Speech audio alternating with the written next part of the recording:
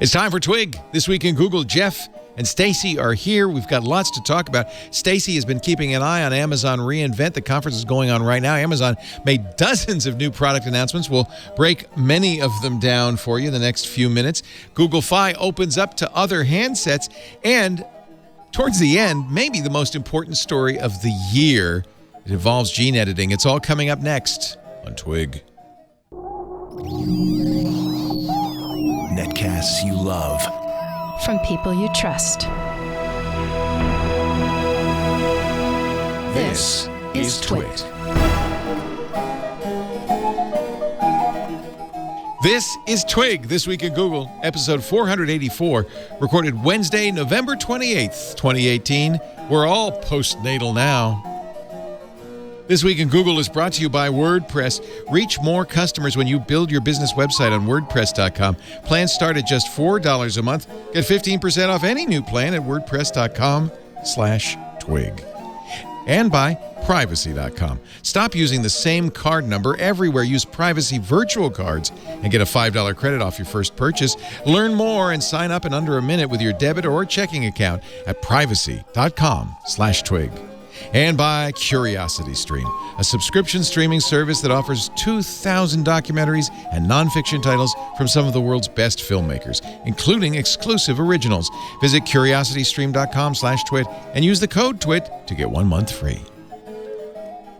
It's time for Twig, This Week in Google, the show where we cover the latest news from the Google-verse. And today it's going to be a lot of news from the Amazon-verse. Here to talk about all and sundry, we've got Mr. Jeff Jarvis. He's the Leonard Tao. I'm sorry, I didn't mean to wake you, Jeff. Leonard Tao, Professor for Journalistic Innovation at the Craig Newmark Graduate School of Journalism at the City University of New York, and Director of the Tao Knight Center for Entrepreneurial Journalism at the Craig Newmark Graduate School of Journalism at the City University of New York. And he blogs at buzzmachine.com. And he just barely fits behind his lower third. Professor Jarvis, hello. Hello, and happy almost birthday, Leo. Thank you. Yes, they've decorated the set a little prematurely with birthday hats. Well, tomorrow's your day off. Tomorrow I'm taking a day off for my birthday, and it's my day off anyway. Yeah. Yeah. Yes. And Stacey Higginbotham is also here from StaceyOnIoT.com. She's had a lovely day trying to follow the 372 announcements that Amazon made at Amazon. What is it? Amazon Relay? Reinvent, redo, request, nope. AWS reInvent. Yes, we've got race cars, fish, blockchain, AI. It's going to be crazy. They announced so many products. It's mind-boggling. The most interesting one was something called Deep Racer, and you can go to aws.amazon.com/deep Racer to find out more. I actually ordered it. It's not going to come till March, just kind of a bummer. It is, they say, the fastest way to get rolling with machine learning, literally. Get hands-on with the fully autonomous 1/18th scale race car driven by reinforcement learning, 3D racing simulator, and Global Racing League. So I guess they're going to have a league. Compete in the world's first global autonomous racing league. I have no idea what this is. So I don't know if this is the most exciting piece of news, but it is definitely well-packaged, deep, nerdy news that you're like, oh my God. So what they're talking about here, and it is big news, don't get me wrong, but I'm like, there's a lot of other news coming out. But this one, what's cool is they are showing a way to do what's called reinforcement learning at the edge. And by edge, they mean on a tiny little race car. So what they're doing is they're training a model using something called reinforcement learning. And the way reinforcement learning works, it's actually the same way that they trained Google's DeepMind to play Atari games. So you basically give it a goal and you're like, if you get it right, you keep going. If you get it wrong, you fall off. You, like in the car case, you derail and you're like, oh, that's not how. And each time it gets it right, it optimizes for that moment. So that's what reinforcement learning is about. So that's like that Brev walker I used to have, which is a screensaver, a box with 4 legs that couldn't walk. but it would keep trying different strategies, and then it would note, hey, I got a little farther this time, and so incorporate that strategy. And the theory was over days, weeks, and months, and it did take a long time, it would actually teach itself to walk. Yes. I don't know if that's the exact model that one was using, but it is similar concept. This is a long time ago. I mean, this was a decade ago or more. So that's why I'm like, maybe. Because I don't actually know what you're talking about. Oh, man, I wish I could still find this thing. But what's cool about this is they're basically training the car in this tiny little car, and they're going to be like, okay, car, we've trained you on these tracks. Now go, and it's going to put it out in the real world. This is a big deal because you have to train things in the cloud on these giant GPUs, but then you also have to use models you're building these super complicated models and getting them to run on a device that's like battery powered without a lot of compute power. It's really hard to do. So it's not connected to a server somewhere? It's not doing this in the cloud? It's doing it on board? It's on board, and it's using... So that's why this is really interesting. I mean, it can connect to the cloud, but it learns the tracks and then runs them. So that's what's kind of happening here that's worthwhile. It is also tracks. I guess I'm not 100% sure. I don't see how you can do a competitive race unless you have the same track, right? So yeah, that I'm not 100% sure. I'm like, I don't know how this works. I can explain the technical weird stuff behind it, but like how you win, I don't know. But this is they're doing races. Right. They're having a racing league. But they're not like your physical things there. It's online, right? You upload what you taught your racer and see how it does against other racers in a virtual environment. It looks like. Evaluate your model on a simulated racetrack, tune your reward function and hyperparameters, train again to improve lap times, then submit your model to the virtual leaderboard to enter the AWS Deep Racer League. But then it does, I'm sorry, I take it back. Then, once you've been accepted, deploy your model to the AWS Deep Racer to pit your skills against others in real-world racing events. This sounds pretty awesome. Yeah, and so like what I was talking about, so the reward function in like the video game things, it's like don't die. In here, it's going to give you lots of different options for reward functions and parameters. Maybe it's like, hey, you can take turns this fast. I don't know what's important in racing, but those are the kind of things that you'll train it with, and you'll be like, okay, let's say your actual end goal is to, stay upright and not fall off a track. Then it might go slower and you're like, oh, that's a crappy end goal. Let's train it using this instead.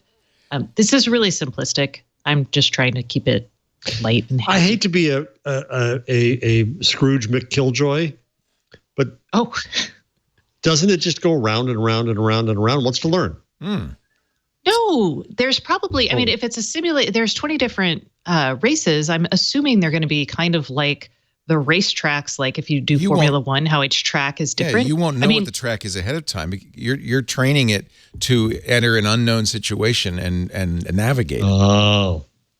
Like this, by the way, I downloaded, while we've been talking, downloaded and installed the Brev screensaver. So this screensaver is going to, it keeps dropping this thing in here and trying to walk. You see it has not, in fact, traveled any distance at all. So that is a failed iteration, and it's going to keep iterating until it finds an iteration that actually moves. And I'll tell you what, next year, just ask me. We'll leave this on for a year, see if it walks. It's kind of I think it's the same kind of thing, except that you can you can have inputs to your Deep Racer as opposed to this, which just kind of, the best distance I've done is 3 meters, and somehow this brick doesn't look like it's going anywhere. Oh, here's one. Oh, this is interesting. Look at that. See? Well, it moved. It moved. It flipped itself over. Yeah. So, it's learned something here. This was by the way, this is the new champion. 3.57 meters. It's actually, I used to put it on my kids' computers. They loved it because it was for little kids, this is great because it's one thing more inept than they are at learning how to navigate the world. So Deep Racer is cool. I ordered one. I don't know if I have I have a feeling I can do it. It seems, I guess the question is, who is this intended for? Is this intended for kids to learn or for adults who are actually working in the field to do stuff with? I think it's going to be probably for both, but mostly for adults who like to play with these toys. It's a toy, though. It's not. Here it is. Here's the league. It's open to everyone. Live events. They'll be at London, Tokyo, Sydney, Singapore, and New York at AWS Summit locations. This is PR, right? Yes. That's why I'm kind of like, is this the biggest news? I mean, from an economic standpoint in Amazon's business, no. Well, it's $249. So actually list price is $300. So it's may help Amazon's bottom line a little bit. They get people excited. Oh my gosh, Leo. Here's what I found for you. So your screensaver uses agent-based modeling as opposed to reinforcement learning. And I have found a Quora answer on the difference between the two. I'm not reading it now because I'll stop paying total attention to you, and that would be bad. But leave this as an assignment for future research. I will drop this in our chat if you care to learn. Right. Very interesting. Oops. Maybe I'll drop it in chat. Maybe I won't. Well, so it says on that write-up you just showed from the order, the first selling point is that it's a way to learn more about ML. Yeah, right. Amazon also debuted a file system compatible with Windows called AWFX, I think. I've lost the story. I clicked the link, but I didn't get the story. FSX. Amazon FSX for Windows File Server to move customers from Microsoft to use Glacier Deep Archive as a cheaper data storage option coming in 2019. This is according to Bloomberg. Oh, yeah. Yeah. Amazon targets hybrid cloud customers with on-site servers.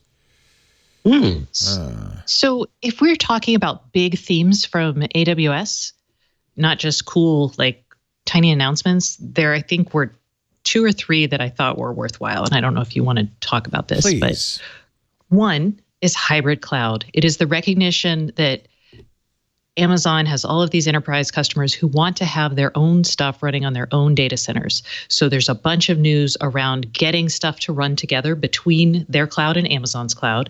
There's services like Direct Connect that are going to make it easier and cheaper to connect those things securely. And so there's a bunch of stuff related to that, right? Is Amazon, stay right there for a second, Stacey, stay right there. Sure. Is this like the old Google yellow box? Are they selling the server that you use on your site, or you could use other equipment? It's basically the software. You run their software and it syncs the two. Syncs. It's the best. Thank you. It does more than sync. I believe you can also like develop in those environments and also run them in production on the cloud.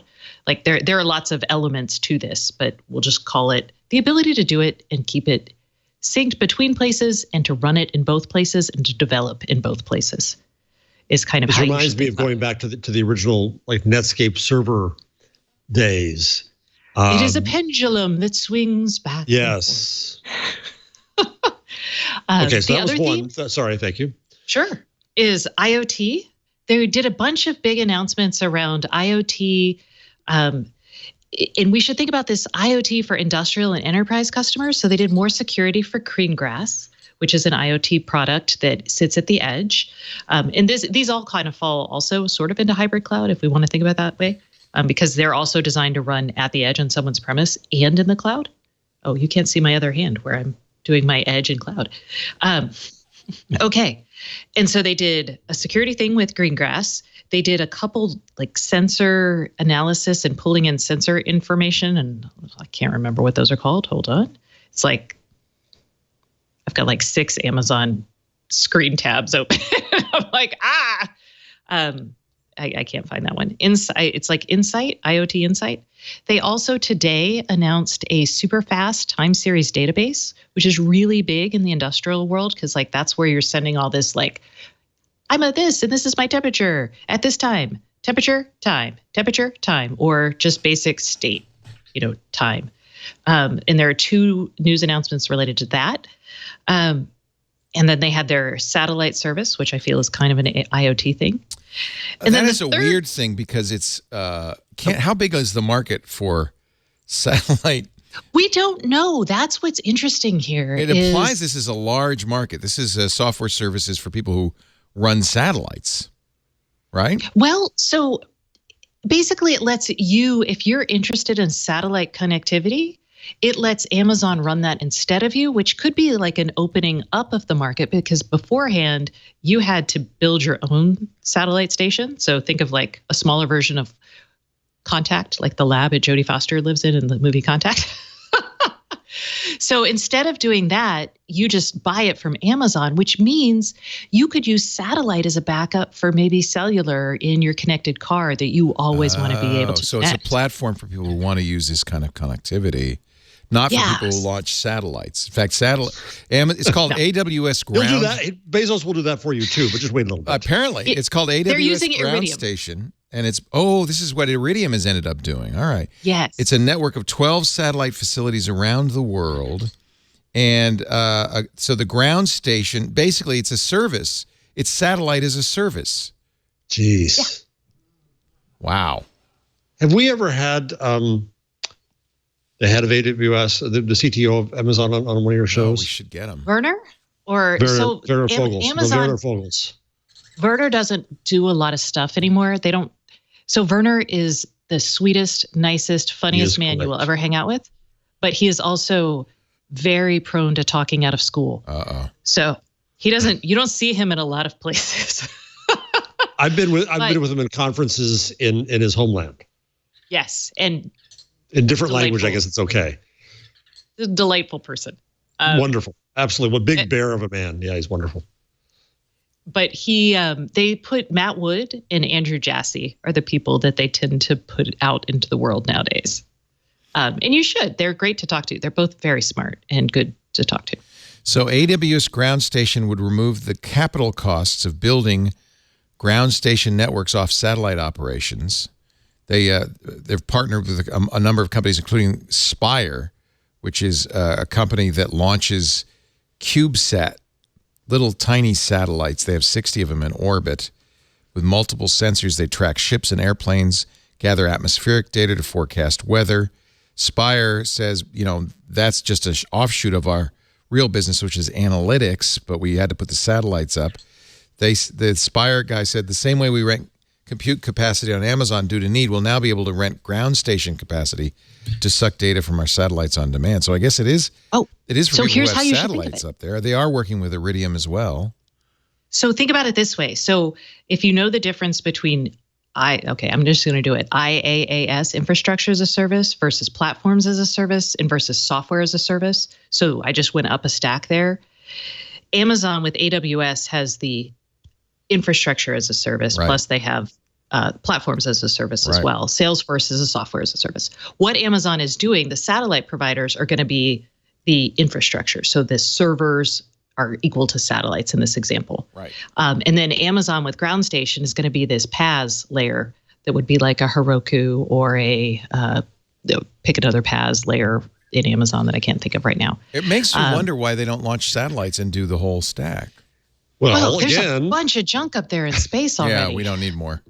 That's why they're working with Iridium, which was originally launched to be a satellite phone network, and then went bankrupt. Motorola launched them. But is this part of?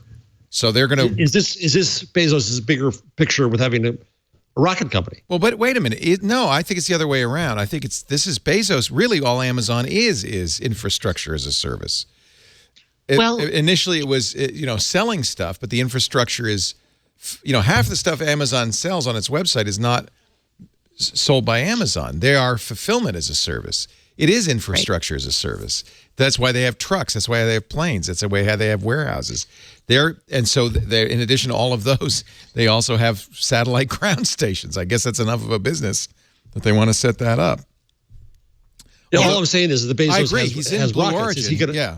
But that's not. Is that Amazon? That's Bezos himself. That's Bezos in Blue Origin. Yeah. That's because he has so much money, he doesn't know what to do with it. So he started a spaceship company. But he also did a great Prime deal with Washington Post, even though those are separate. Right. Yeah. No. There's definitely interconnects. Yeah. No, I think this is clever.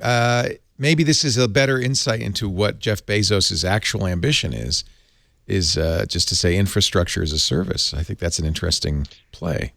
So what interests me a lot. Sorry, go ahead, Stacey. No, I was just going to say, so the interesting thing about, and I did not come up with this, but what Amazon has done is it's created this platform, right, that it can deliver services on. So be it infrastructure like satellites, be it servers, whatever. And then it has a way to see what's happening on those services. And what you see it do is when it sees something that it likes, that a lot of people are using, it's like, oh, jump right on. I'm going to build that. Yeah. So then it builds that, but it builds it also as a platform. So what it's basically doing is just building layers so it can see what's popular and then get in on that business. And it's brilliant. It's data. Yep. You create infrastructure as a service, and then you use the resulting data to decide what other businesses to get into. Well, they're also creating API, like Google creating APIs to all this ML stuff that people can't build. Right. So you're getting, it's not software as a service so much as added services to the infrastructure. Well, and here's another thing they announced. You haven't gotten to all three. I'm going to guess that you're the third leg of the. You said the first thing was, I'm sorry, hybrid cloud. Hybrid cloud. The second thing was IoT, which you could argue is industrial/enterprise readiness for IoT. What's the third one? ARM servers. Woo! What is it? She's gotten excited. I don't know what about. The damnedest things excite this woman. About. Yes. ARM-based servers. ARM-based servers. As they're just hooting. It's the last thing I would have thought Stacey would hoot about. Oh, I know you guys are excited about the fish, but guys, I have been waiting and waiting for like 8 years. She's talking about both Jeff and I are buying Amazon-enabled big mouth Billy Basses. That's really the level we're at. It's our level, yeah. And she's excited. Meanwhile, Stacey is up in the cloud. Up there, ARM-based servers. I'm sorry, y'all. You're better than us. We'd accept that, Stacey. I'm not better. I'm just different. Okay, so this was exciting to me. And I guess probably expanding the Alexa ecosystem is probably number 4. And legitimately, it's probably number 3. And ARM-based servers is way down there. But give it to me, y'all, because I have been waiting for this forever, which is the idea that instead of just using x86-based servers, now using ARM servers makes a lot more sense, especially when we start talking about things like virtual machines. So when we started talking about virtual machines way back in like, I don't know, was it 2008? 2006? 6, I guess, is when they launched. It started to make sense because you didn't actually need these massive cores to run these small little spin-ups of compute jobs. So that's when this idea of lower powered and optimizing performance per watt, so creating more efficient data centers, came in. And ARM is a way to do this. But man, it took forever. We had to get to like 30. We went from 32-bit ARM-based cores. We had to get 64-bit base cores. Then we had to get chip designers to build it. But the big and then we had to get people like Amazon to use it, which is why this is such a big deal. So Amazon's now using it. Baidu uses it. I think Microsoft may use some ARM-based servers for some of their stuff. This has to make Intel crazy. Exactly, because there's 2 things here. One, there's a viable, for some workloads, competitor to Intel. And I'm sorry, AMD, I love you so much, but most weeks you are not a viable competitor. Right now, their current generation is. But also, people can license this ARM architecture and build totally different style chips based on it, which means you can optimize for different workloads. And that's a big deal. Okay, that's it. Do you not think that AI, ML, RL also are a big prong? Okay. Yes, those are huge. That's why NVIDIA has been able to get into the data center. Now, there are not still that many workloads right now. You still have, and I would love, actually, I don't know if anyone does this, divides up the types of workloads there are. Like if you think about like transactional database workloads versus, just straight up spinning up a EC2 instance versus machine learning or, encoding, decoding, all of those things are very specific jobs. And I don't know what percentage of jobs could be done on ARM. So, Amazon also announced Inferentia. This is exciting too. A machine learning reference chip to compete with Google's TPU or NVIDIA. The speed and cost of running machine learning operations are a competitive differentiator for enterprises. Speed advantages will make or break success of enterprises and nations when you think of warfare.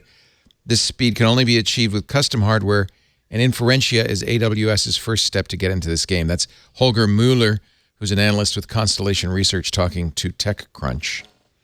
Inferentia, I don't know anything about any of this stuff, but it does support TensorFlow, which is and Google's, Cafe and Cafe too. It supports all the big ones. Yep. So this is again infrastructure as a service, right? But it's machine learning. Well, it's a chip. It's a chip that's going to run, presumably, best using Amazon SageMaker and other AI stuff, but it will also run these others. And the idea here is to get the lowest cost, basically to optimize your thing so it's either low cost or it does jobs faster, which I guess turns into low cost, or is more efficient. So it costs Amazon less to run these models for their clients. They also announced Amazon's Elastic Inference Engine.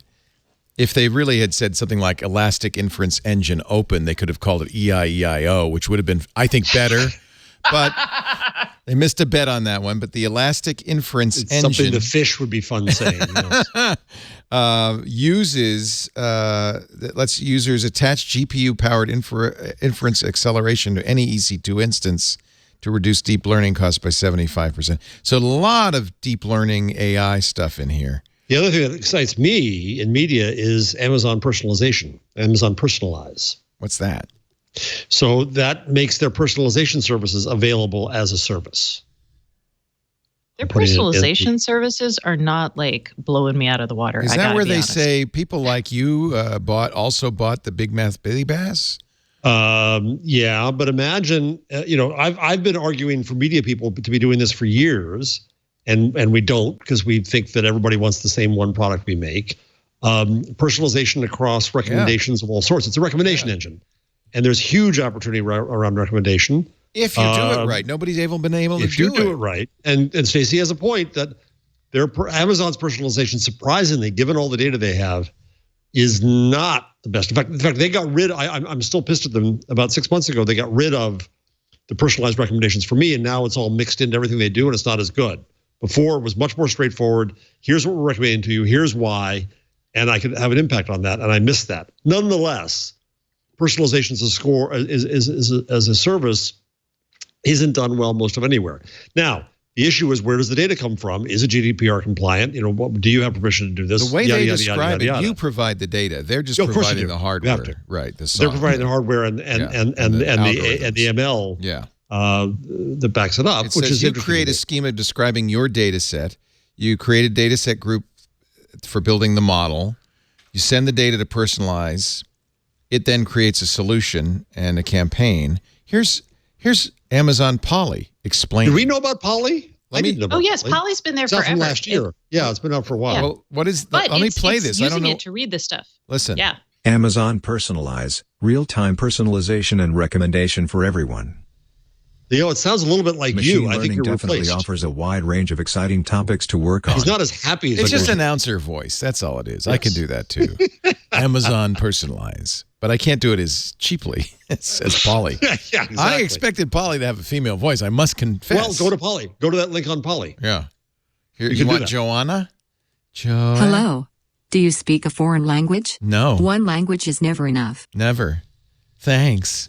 That's how about Vidaya in Danish, I think I want. Did I just get insulted by a robot? Yes, and you took it. You took it. So this is, but I don't think this is as good as Google's voices, to be honest. No, and Google has so many. I want to hear color-coded. Let's hear the French one. Bonjour. Parlez-vous une autre langue que le français? Une langue n'est jamais She's going to assez. scold me. Yeah, She sounds good. It does sound more condescending in French. Everything sounds more condescending in French. And then, meanwhile, your little robot is lonely. She's exploring. He or it is they are exploring. Amazon gets into the blockchain. They said they'd never do it, but they're going to do. Yes, they said last year. They said we're not going to do a blockchain, but today, according to TechCrunch, the company announced a new service called Amazon Quantum Ledger Database (QLDB), which is a fully managed ledger database with a central trusted authority. I thought the whole point of blockchain was decentral, but okay. You can have it two ways. Either way. Well, one of the services that supports QLDB is their managed blockchain service. The thing is, it's immutable, append only, tracks a history of all changes, cryptographically chained and verifiable. And that's really kind of, I think, the key to blockchain, right? To all of that. Doesn't have to be decentralized. It also announced a managed blockchain service. It'll be really scalable, says AWS CEO Andy Jassy. Okay. That's not all. It's all just all I understand. And some of that I don't really even understand. Wait, we haven't talked about the fish yet. Big mouth Billy Bass. Did they announce that today? I don't know. Yeah, I think so. It was on the list of stories. The fish is on the list? Yeah. Your fish is on my list. Your fish is on my list. I ordered one immediately, but we've disappointed to learn that the big mouth. It was a meme, wasn't it, Karsten? We saw a video of it and it was fake. Yes. No, it was a hack. Someone had basically just hacked the voice recognition of an old school big mouth Billy Bass, which would have been better to speak when spoke. So now they have an Echo. It's basically an Echo speaker that's a Billy Bass with a moving mouth with lip sync. Yes. Yeah, it's called the Big Mouth Billy Bass with a $39.99 pre-order, delivers December 1st or released December 1st. But if you look more closely, you have to pair an existing Amazon Echo device to that as a Bluetooth speaker, and then it will sing to you. And I don't know why they did it this way, because Amazon in September introduced something called AC, Connect Kit. And with that, what you could do is pop that module in, and it would have actually, if it had a mic in it, so you would have to have a mic in the Billy Bass, not just a speaker, it would become, you could talk to it, and it would be a standalone Echo device. Wouldn't that increase the cost to about $100 though? I don't know. Sure. I've got lots of they're selling a dot for $25. Everyone's favorite talking and singing fish now responds to Amazon Alexa voice commands.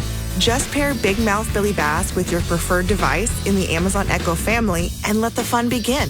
Billy lip syncs with Whoever Alexa thought this would be as she back? responds to inquiries, reacts I to don't timers, understand why it happened in the first and place. alarms, and dances to the beat with It Amazon don't worry, Music. be happy, Big Mouth right? Billy Bass automatically updates with upgrades, so he always Of course has it does, the most because he's not current capabilities. It's Big so Mouth weird. Billy Bass. He's back and better than ever.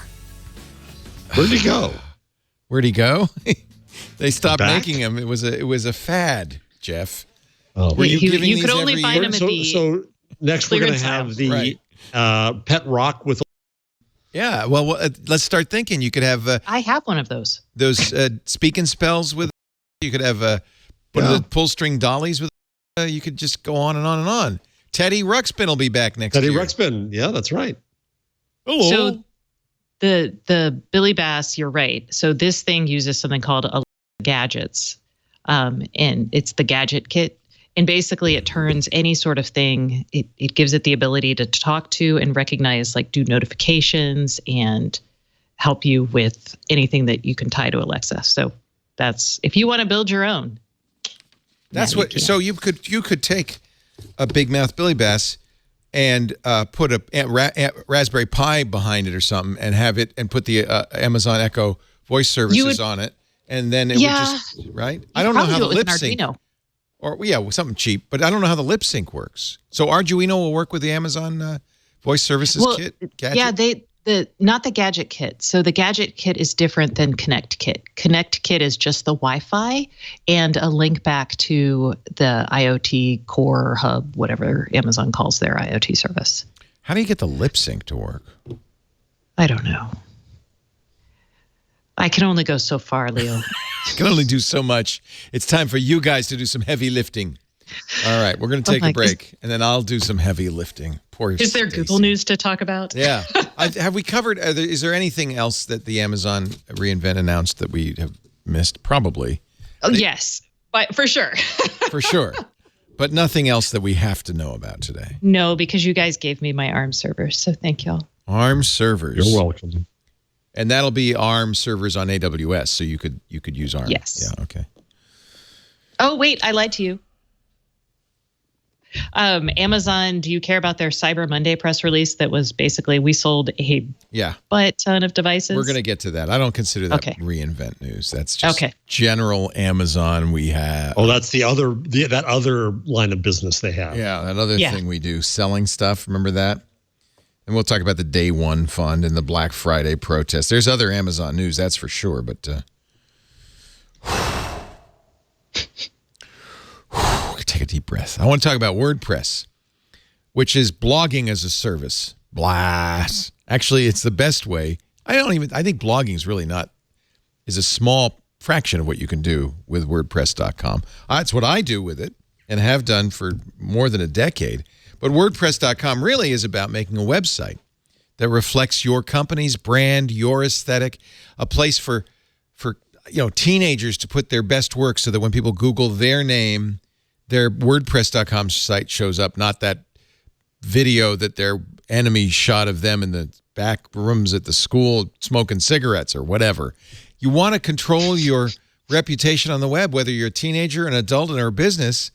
You got to have a home on the web. I mean, it's just that simple. Everybody needs a website, and WordPress is the easiest place to do it.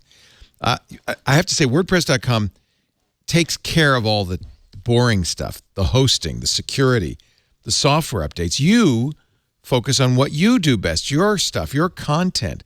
You could choose from hundreds of designs to match your vision, establish your brand, no matter how much design experience you have.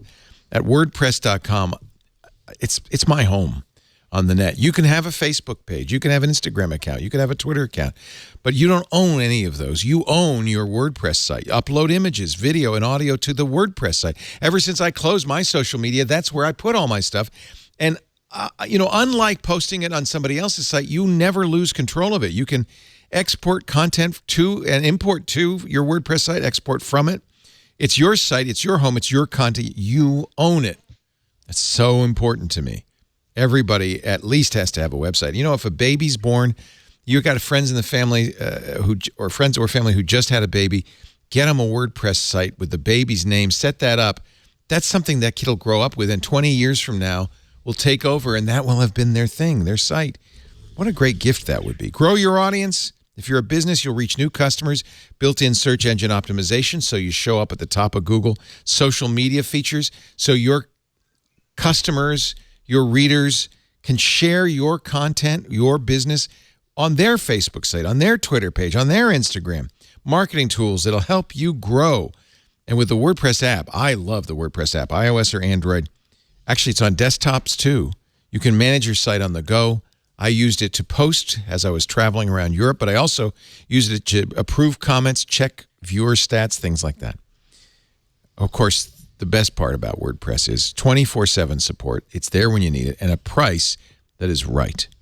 As little as $4 a month. I think it's a $100 business plan. I love it. It is awesome. 32% of all the websites in the world run on WordPress. Find out why. Go to WordPress.com/twig. Get 15% off any new plan purchase. WordPress.com/twig. Create your beautiful, fantastic, wonderful site. WordPress.com/twig to get 15% off. Have you played with Gutenberg yet, Leo? Yeah, I use it. That's the new editing platform for content that you create on your WordPress site. And I like it. I know it's been a little bit, this is my WordPress site. It's been a little controversial, but I haven't tried it yet. Yeah, it's great. I mean, how is it controversial? Oh, because if you change, that guy just almost walked off the table, but he didn't. If you change your anything, anywhere on the web, it's controversial, right? Yes, exactly. Nobody I will be like happy. it the old stick shift way. What is this automatic transmission thing? I want a double clutch. Yeah. I'll log in and show you, but it's it's just another. I use the app, so I don't really see it that much. But if you want to post on the WordPress site, you'll see Gutenberg. I just needed. You just like the name. I know. Yeah. You just like the name. That's the real reason. It's fine. I really like the back end on WordPress, but like I said, I've been using it for more than a decade. I'm so comfortable with it. It's just natural, just easy for me. I think that's really the secret to the whole thing. It's a lot better than Blogger. God, we've come a long way, haven't we? Wow. I used so many platforms when I first started out. There was one called Gray Matter. Then remember Type. What was it? TypePad? TypePad. And then there was Dave Weiner's. I never used Frontier. Frontier, right? Although the principle is very, very cool. I did use TypePad, and then they had Vox. They created Vox. That was an example of. I did not own that site because when Vox went out of business, I lost a lot of my images. I was able to get the text out, but those images were hosted on Vox. See, that's why I really like the idea of. I back up regularly. My WordPress site is always safe on my hard drives as well as on their servers. So, and they make that very easy to do. Let's talk about Cyber Monday. Silly name. The premise used to be that everybody would wait to shop online until they were at work, where they had fast internet connections. Now most people have faster internet connections at home. In fact, billions of dollars in goods sold Thanksgiving Day. So Amazon came up with a new thing, but I don't know if we should talk about it yet. I told Jeff because I was making fun of it. What is it? They're calling it the Turkey 5. Oh, a name I refuse to condone. No, it's like naming storms that aren't hurricanes. Yeah. The 5 shopping days that start with Thanksgiving and continue through Cyber Monday. Broke records. Which I say. U.S. consumers bought millions more products over that period compared with that period last year. 18 million. This is all from Amazon. 18 million toys on Black Friday. 13 million fashion. Oh, I'm sorry. Black Friday and Cyber Monday combined. 13 million fashion items. Sales. This is Amazon's information. The other one to look at, of course, Adobe Analytics. They have global information. The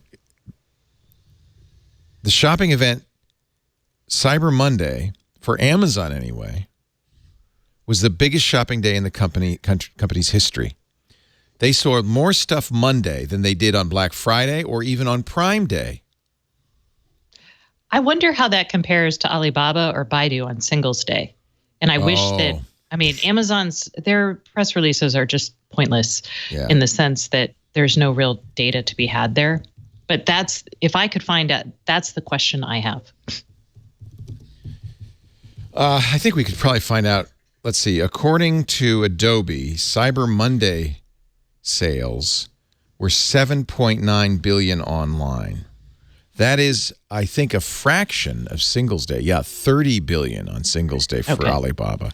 So one merchant in China, Alibaba, sold more on one day than all merchants, 3 times more in one day than all merchants in the U.S. or worldwide, I guess. I don't know. Cyber Monday is a global phenomenon, right? Foot traffic at some malls and stores was down over the holiday weekend. That's because more and more people are shopping online. It's a 19% increase year over year for Cyber Monday. Black Friday, $6.22 billion. Again, this is not just Amazon. This is all online. But the weirdest thing that to me was that online sales on Thanksgiving Day were $3.7 billion. $1 billion of it from phones. So what's the scenario? You go to the families to have turkey. You're bored to tears. You sneak off in a corner while Uncle Joe's snoring on the Barca lounger and the football game's on, and you buy some stuff? Yep. It's the new cigarette break. It's cigarette break. Smoke. Amazon break. Or if you're Leo Laporte, you get excited and say, I have to buy that fish now. Well, this is why I'm an outlier, because my sales, the line of sales doesn't really peak at any point. It just continues solid buzz. Well, the other interesting thing about this is the first Christmas without Toys R Us. So I put it on the rundown chat. Amazon said it sold 18 million toys between Thanksgiving and Cyber Monday. Yeah. It had been stockpiling toys since Toys R Us closed. Guess who put Toys R Us out of business? Yeah. Well, Toys R R Us equity firm and Walmart and loaded them up with debt. Yeah, it wasn't Amazon actually, but they're certainly reaping the benefit of it. Wow. Kohl's had a record day for digital sales on Thanksgiving. Walmart and Target also strong online sales. Some customers, a lot of customers, opting to buy online and pick up in store. I never will understand that, but you see these ads all the time for Walmart. Because you don't pay for shipping then. And you get it that day. You get it that day, right. Yeah. It's just a way to reserve something. Yeah. Is that online sales? Do they count that? I think so. Anyway, it was, I guess, honestly, if you want to say how strong the economy is, this is the best stat to quote. If people are confident they're going to buy more, and we're seeing massive increases year over year from last year in online sales. Thursday was the first day in 2018, all of the year, to see $1 billion in sales from smartphones, according to Adobe. Shoppers spent 8% more online on Thanksgiving Day compared to a year ago, growth of 8%. So I think that's one of the stories. Black Friday is not the only day anymore. It is the Turkey 5. How did Adobe end up Where's my Punch Leo shopping data? I don't know, but this is the big, of the last few years, it's Adobe Analytics every time. That's true. It's a weird new business for them, relatively new. There's really nothing to say about that. It's just, I think it's fascinating. I think it's it's better connectivity. It's mobile phones. Yeah. It's the ability to buy things. And I don't know about you guys, but the number of pitches from companies and number of emails I got related to sales in the preceding week were just obscene. Me too. So, meanwhile, Amazon workers went on strike on Black Friday. We are not robots. Unions for the warehouse employees called working conditions inhuman. Amazon disagrees. This was particularly big in those communist countries of UK, Spain, Italy, and Germany. We are not robots. We are not. We are not. We are not. Actually, that they may regret saying that. We could be robots, honest. I'm sure they'll be replaced by robots. So it wasn't mass protests. Union officials said they expected about 2,600 workers would show up. So, but it got some news. It got some airtime. I think we have now literally tapped all of the Amazon. Amazon Day is over. Amazon. The turkey Day. is dead. It is. Turkey 5 are done. They said they sold out of Echo Dots. Sold out. Wow. Well, I don't know if that's true though. Can I buy one right now? I bet you could. They're making them fast. People are saying that the new Echo Dots sound really good. They do. I actually was going to buy a new Echo Dot to replace my other one, and then I realized I had a Google Hub, so I just use that. I have so many Echo Dots. I don't want to replace them, but mostly now I use them because they're so tinny. I use them to just play to something else. Maybe my big mouth Billy Bass when time comes. Yeah, the new ones right now they're $30 instead of they were $25. So, pricey.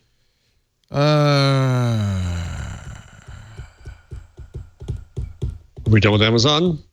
Yep. I think there's big news around Google Fi. I think this is good news, but I think I'm going to save it for the changelog.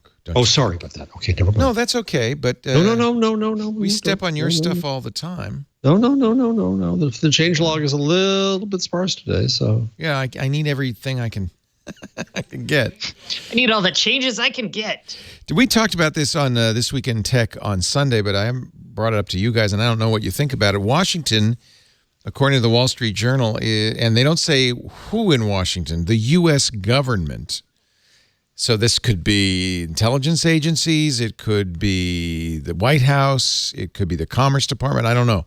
Has initiated an extraordinary, for all I know, it could be Brent Kavanaugh. I don't know. Has initiated an extraordinary outreach campaign to foreign allies, says the Journal, trying to persuade wireless and internet providers in these countries to avoid telecommunications equipment from Huawei. They're going to Germany, Italy, and Japan. Although the Italian response was, yeah, well, we don't like to use Huawei, but there's not really anything else. We cannot ignore Huawei because they're a leading telecom equipment provider worldwide, and it's a very tough call, said one Italian official. So you remember in 2012, Congress put out a warning that Chinese networking gear might not be safe to use. Last year, the Commerce Department said, we warned us about Huawei, ZTE, both Chinese companies that have some connection to the Chinese military. Huawei, in particular, was founded by a former Chinese military officer. Huawei is the number 2 phone manufacturer in the world after Samsung, the number 1 networking gear manufacturer in the world. And they are the number 1, by far, maker of 5G networking gear. The fear, according to the Journal, and I think it's a reasonable fear, is that Chinese telecom equipment used in the United States or our allies could be used, A, to spy on companies either for industrial espionage or military espionage, and B, could have a kill switch built in, and as part of a cyber attack or a cyber war could be used to shut down the networks and disable the information networks in these countries. The U.S. is considering not doing it, just thinking, we're thinking about increasing financial aid for telecommunications development in countries that shun Chinese-made equipment. And of course, maybe U.S. companies too, but that's the problem. Yeah, so there's only like 4 of those. Right. There's Cisco, is it Ericsson? Ericsson and Nokia are big players in this. They could Is Nokia still its own company? I can never remember. Like there was Alcatel-Lucent, but that got bought. And it's it's listed as Nokia, but who actually owns it, I don't know. No, it's still Nokia. Yeah, there's like Cisco, Nokia, and Ericsson. Right. Yeah, that's it. And Huawei, but Huawei's number 1. What do you think? Now, see, on the one hand, because they don't say which government officials, this could easily be a campaign on the part of the administration as part of a trade war with China. So this. I feel like our administration has lost so much credibility. I can't tell if this is like part of like the crazy Trump China thing that he's got, or if this is legit. Huawei has had this complaint lodged against it for years, and they have, up until now, it's been just a complaint. So it's unclear to me if anything, like if they found material information and something's really changed, or if this is just this is an escalation of that rhetoric. And it's we could be quick to point out there's a ton of gear made by other Chinese companies that's in the market today, and there's even more stuff made by U.S. companies in China, including the iPhone. So I don't know where you find this made in America, built in America, safe to use stuff. And by the way, one can also, this is a trade war. I'm sure that there are legitimate security issues, but it is a trade war because, of course, what's the response from China? Well, don't buy American equipment. And Trump wouldn't be wrong to say that. Yes, and Trump threatened a 10% tariff on iPhones. What does that mean politically? That is not a political smart move, but that was just strange.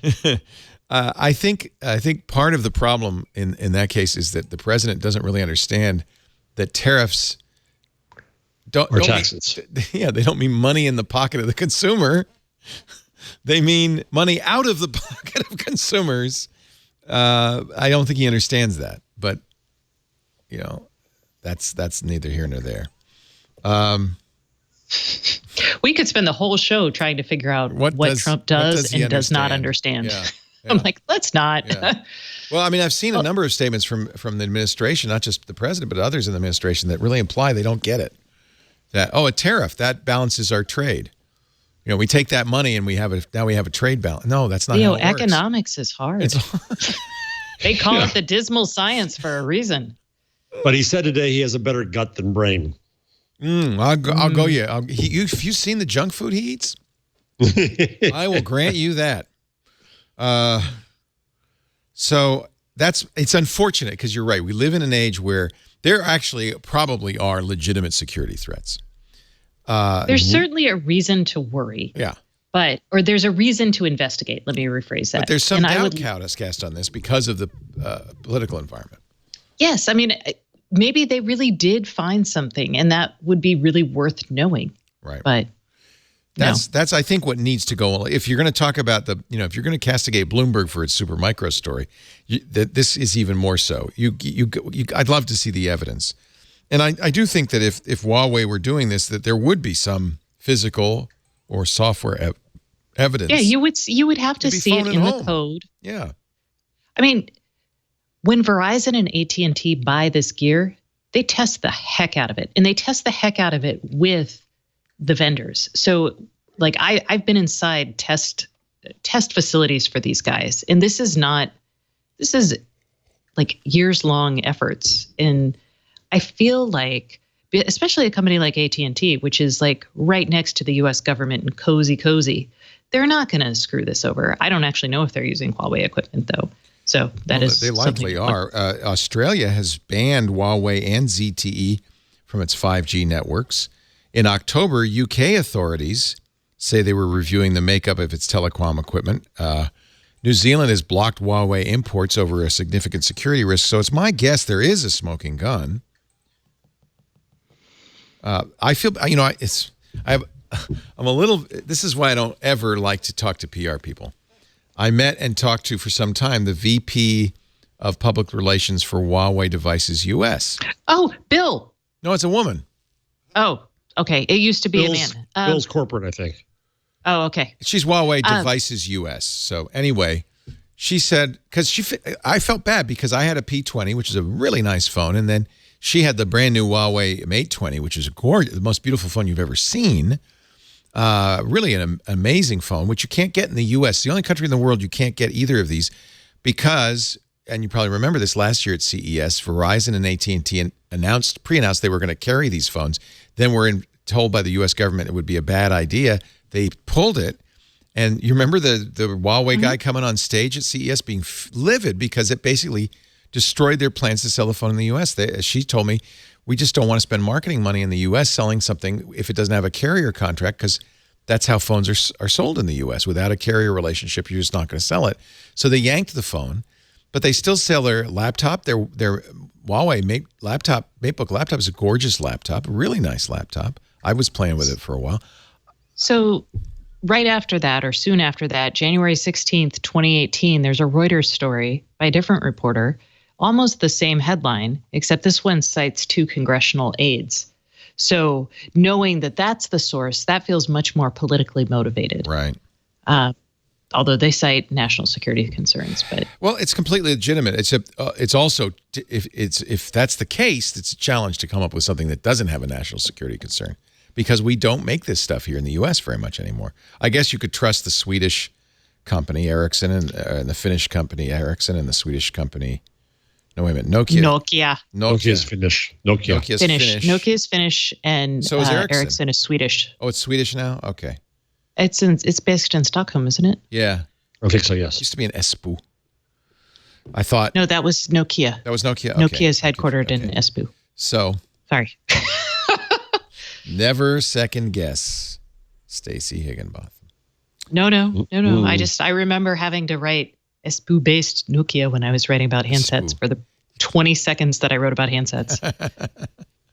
All right, so there you go. I keep bringing this story up, and nobody seems to really have. If I had the smoking gun, Leo, I would tell you. I want the smoking gun. So, Leo, have you made a reservation using Duplex? No, have you? Well, so I just was trying to. I was turning down the mic and trying to do it. So you go to Assistant on your Pixel. See, it's only available in certain markets. Well, no, they've expanded it. So I went to my Pixel. Okay. I went to Assistant. I asked for a certain restaurant, and then it had the button you want, which is make a reservation. Then it said, guess what? You can't do that with this account. But you might be able to do it. So how should I? So I should say. So go to Assistant. Ask for a restaurant. When you know that takes make a reservation in San Francisco. No, what I would do is ask for a specific restaurant, because then you're going to have the restaurant box, and below that it's going to ask you, do you want to make a reservation at this restaurant? So plug one of your favorite restaurants. Make a reservation at Kokari Restaurant, San Francisco. It may not give you the box. It may. Kokari Estiatorio. For how many? 2 people. Okay, for 2 people. For when? Tomorrow. Got it. At what time? But what if I don't really want a reservation? You can cancel it. Just keep going. Okay. What's the phone number for this booking? It's going to do it. I don't know what the phone. Oh, my phone. It's your phone number. Oh. Say this number. What time? 6 p.m. I couldn't find any tables around 6 p.m. Please try again. So it's just using Open Table or something. It's using Open Table in that case. So what you want it to do is make a call for you. Yes. Right. You got to find a restaurant that doesn't use Open Table. It's still pretty cool, although that's kind of a long process. It's actually not a great voice first use case. Yeah, I guess I could though. Let's try this. Make a restaurant. I thought you were an announcer for a living. Yeah. Hey, Google. Hey, Googly. Google. Make a reservation for a party of 2, 7 p.m. at Accarello Restaurant, San Francisco. While I can't make reservations at that particular restaurant, here's their phone number. 209. No. Does anybody know a restaurant in San Francisco that's not on Open Table? Good luck finding that. Anyway. What about Petaluma? No. All right. I'll bet they don't have Open Table. Make a restaurant reservation for the Shuckery, Petaluma, tomorrow at 7 p.m. Table for 2. Got it. Let's make a reservation with Open Table for 7 p.m. No. I'll see you at the Shuckery tomorrow at 7, Leo. I just made a reservation. It'll be a fine birthday dinner for you. No, I don't want it. So that's okay. So what we're trying to get to is that Google Duplex thing that they demonstrated at Google I/O, where that semi-human sounding voice will make a reservation for you on the phone. Here, let's VentureBeat did it, and we can play their video. Make a restaurant reservation. Okay, I found some choices. Which place do you want? Cafe Istanbul. That's what I should have go. Sounds good. I'll call to make a reservation at Cafe Istanbul. Ooh. For how many? I wish you could listen. 2 people. Maybe you do. I don't know. Okay, maybe you for can. 2 people. For when? Friday. I presume you can jam all that Okay. information At what together time? just to save time. 7 p.m.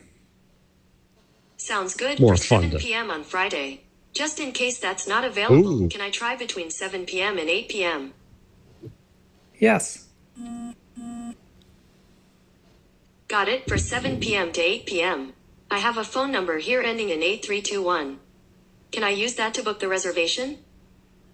Yes. This is a lot slower and more painful than just doing it. Okay. Right? I'll book it under Kyle with the phone number ending in 8321. Should I try to book? Yes. Imagine you're driving, Leo. Okay. All right. I'll try calling them now and update you within the next 15 minutes. You can always ask me about your reservation. Now I wonder how Cafe Istanbul feels when this thing calls them. Business. Yeah, you're right. Yeah. Well, maybe the reporter called them and asked them. Yeah. Apparently not. Because that video just ended. A spokesperson confirmed to VentureBeat that Duplex has expanded from, quote, a set of trusted users, quote, end quote, to us untrusted users, to a small group of Google Pixel phone owners who can now use Duplex via the assistant to secure restaurant reservations in select cities. Presumably, I can't do it because I have a Google G Suites account. Oh, yeah, neither can Mr. J. New York, Atlanta, Phoenix, San Francisco. If you're not in the trusted tester group, you'll likely get an error along the lines of, sorry, I can't call to make reservations for you yet, but here's their phone number. Okay. All right, we tried. So maybe you're just not in the group? Well, I didn't know because I didn't get to a restaurant that didn't have other ways to do it. Maybe, I don't know. Should I try Cafe Istanbul? Sure, I'm sure they're getting lots of reservations.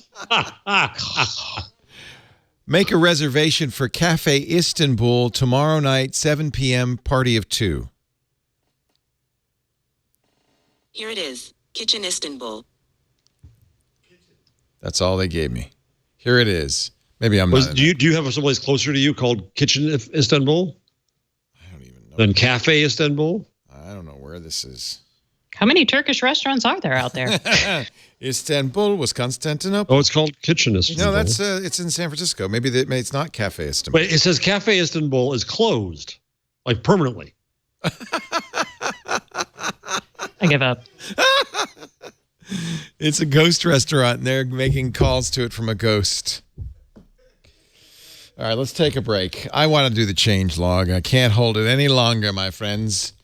So right after this, you're bursting with changelog. I'm bursting with changelog news. Good spirits of changelog tide. But first, a word about privacy.com.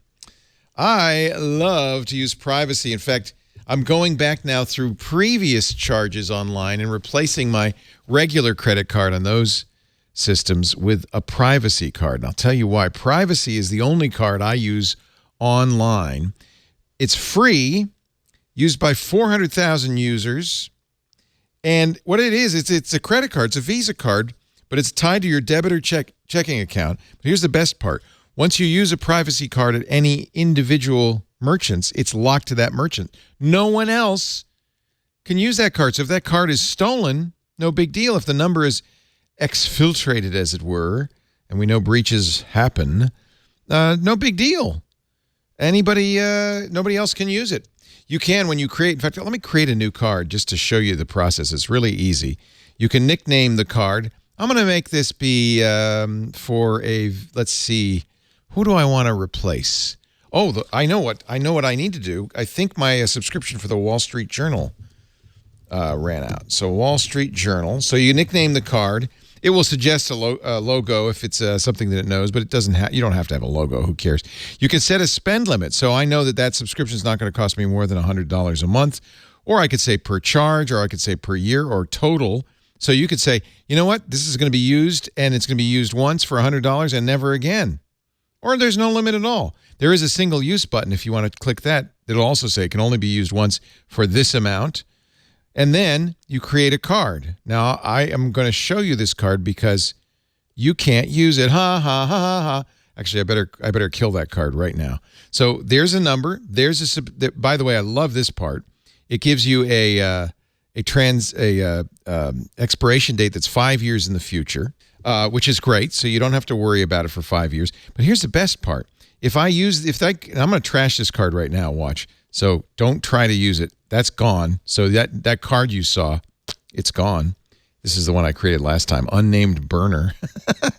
But I use it for Hulu. I use it for subscriptions. I use it for everything because you never have to worry about a subscription going on and on and on and on. You can pause, freeze, or delete the card at any time. It's no longer good. They're PCI DSS compliant. That's the same security standards as your bank. All your information is secured using military-grade encryption. Split key encryption with partial keys held by separate employees, kind of like in war games, so no single person at privacy can access the data. The cards let you use, I love this, any billing info you like. So if you want to use a card and not give the merchant your address or zip code, use whatever you want. Privacy will approve the charge, but the merchant will not get your address or your zip code. They also support two-factor, which of course I use to log in. Now, I am sorry to say it's only available in the U.S. right now. It costs you nothing to use because, of course, like any credit card, they make money from their merchants. They won't sell your information. There are no hidden fees. I love it that subscriptions, are now in my command. There's a browser extension in the Chrome web store you can use. They have an Android or iOS app. You saw how easy it was to create an app on the website as well. You link your virtual cards to your U.S. checking account or your debit card account. So it's not a charge card. There's no interest. It takes the money out of your account right away. That's something you should be aware of. But, oh, man, I love this. You don't ever have to worry about being billed twice or upgraded without your consent. You can totally send a limit. And, in fact, if the merchant gets hacked, you'll probably know before they do because you'll get that decline email or push notification. I have those turned on. The minute somebody tries to use that card somewhere else, privacy says, that's the card you linked to Amazon. Somebody's trying to use it at Walmart. And it'll decline it, of course. So you never have to worry. This is the only card I use online now. And it's definitely the only card I use for subscriptions. I didn't even mention you can get cash back, up to 5% cash back. This is such a great solution. I don't know why everybody's not using it. Privacy.com. There's no cost to you. It keeps your money safe. And you have total control over that credit card. I literally use it now almost exclusively. And as I said, I'm going back to all my online accounts and replacing the real credit card that they have with my privacy card. It's that good. Privacy.com. Oh, if you go to, I should give you one more little treat just for the holidays. Privacy.com/twig. That way they know you saw it here on This Week in Google, and you'll get a $5 credit on your first purchase. I know it's not a huge amount. It's just a little something to thank you. Privacy.com/twig. I'm a big fan. It was inevitable. Price comparison sites are now complaining to the EU that Google is flouting the EU competition rules, favoring their sites. This is an ongoing battle. This is the one, isn't the one Google lost for the 2.4 billion euro fine? And now, I believe so. Yeah, and now 14 rivals have sent a letter to the European Commissioner for Competition, Margarete Vestager, saying, "Hey, they're not complying with your order." We come back to the problem. Some of these things can be decent comparison sites, and some of them can be crap sites that are just link farms. Yeah, and so who's to judge? I have long argued that Google should have a jury of business peers to judge rather than themselves, since Google has the power of God in these cases. Yeah. Foundum, which is the company that originally brought the complaint against Google in 2010, is one of those 14 sites. I'm trying to find the others in the letter. Well, there we go. Achetemoincher.com. Price Runner. Idealo. Comparado. If Google fails to comply with the Commission's decision, it would be liable for non-compliance payments of up to 5% of the average daily worldwide revenue of Alphabet, backdated to the start of non-compliance. 5% of revenue. I thought it was only 4%. Oh, wait, no, this is under a court thing, not GDPR. Never mind. And this is also a penalty, right? 5% of revenue. That's some money. It's a lot of money. That's a lot of money. I don't know. I would not want that. So this is, I guess they did record, I'm sorry, going back to this Duplex thing. Here is audio of Google Duplex making a restaurant reservation from VentureBeat. I don't know if this is from the Google I.O. demo. No, this is new. This is real. Hello, Cafe Prague? Hi, I'm calling to make a reservation for a client I've gone from Google, so the call may be recorded. Can I book a table for tomorrow, please? Oh, I like that Irish accent. That adds a certain verisimilitude. How did it identify itself again? I'm calling from Google, so this call may be recorded. Oh. So it didn't say it says I am calling on behalf of a client. Right. But it did say I'm calling on behalf of a client. I'm calling from Google. But it didn't say I'm a robot. But that's all right. What are we? Yes, at what time would you like to reserve? At 7 p.m. Okay, perfect. How many people? It's for 2 people. Okay, 2 people tomorrow at 7 p.m. What's your name? The first name is Anna. Anna. Okay, thank you. Okay. I'll see you tomorrow. Thank you. Doesn't sound like Anna. Thank you very much. Thank you. Bye-bye. No, it's pretty realistic. It is. That's pretty good. And there were no ahs. But there were pauses. There were pauses. And some of this kind of thrown away, like, okay, I thought that was quite good. And she had an accent, which would be perfect. Yeah. Not a very heavy one, but a rather charming accent. In that recording, which was an actual call that, I guess they ran over to the restaurant and said, hey, Google's going to call you. Let's record. In the call we recorded, says VentureBeat, the wording has changed from the original Duplex ad of last year, removing the part that makes it crystal clear it's not a human calling. This is what it said. Hi, I'm calling to make a reservation for a client. I'm calling from Google, so the call may be recorded. That actually might have been a human operator. So this is an update that, wow, this is interesting. VentureBeat just put out an update. At this stage, some duplex calls are made using Google's automated system. Others are conducted using human operators. Oh, this is like Facebook's M. And You will remember never how know. poorly that went. The former announced that they are automated up front. So this was a real person. We were fooled by the fooling. Oh, human operators don't say that. They just say they're calling from Google. Hi, Mom. I have a job at Google. Great. Are you going to make weapons? No, I'm just going to call and make reservations. So that was a human. Well, that's no fun. What a waste of time. You don't like humans. Edit this out. Humans. Humans. We don't want humans. We've seen humans act as assistants for years. There's nothing special about that. I don't want a human to make... So have you now read the many reviews of the Slate Jeff Jarvis, and are you thinking about it? All right. Dieter Bohn had one. Kevin wants you to read his because he feels that most of them hated it, but they were not actual Chromebook users. That is all I have to say. He spent a large portion of time talking to me about it this morning. What's his site? All Chromebooks? About Chromebooks. About Chromebooks. So, Kevin's a better, because the complaint, almost all of the reviews I read were not about the hardware. They were about basically Chrome OS and often about Android on Chrome OS. Which is I've complained about too. Yeah.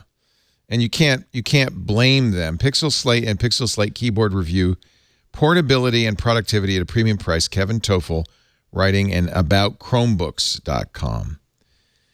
He says the Pixel Slate is a peak expression of the Chrome OS tablet, a powerful thin tablet for portability and content consumption in a relaxed environment, but all of the productivity of a full desktop Chromebook with a detachable keyboard.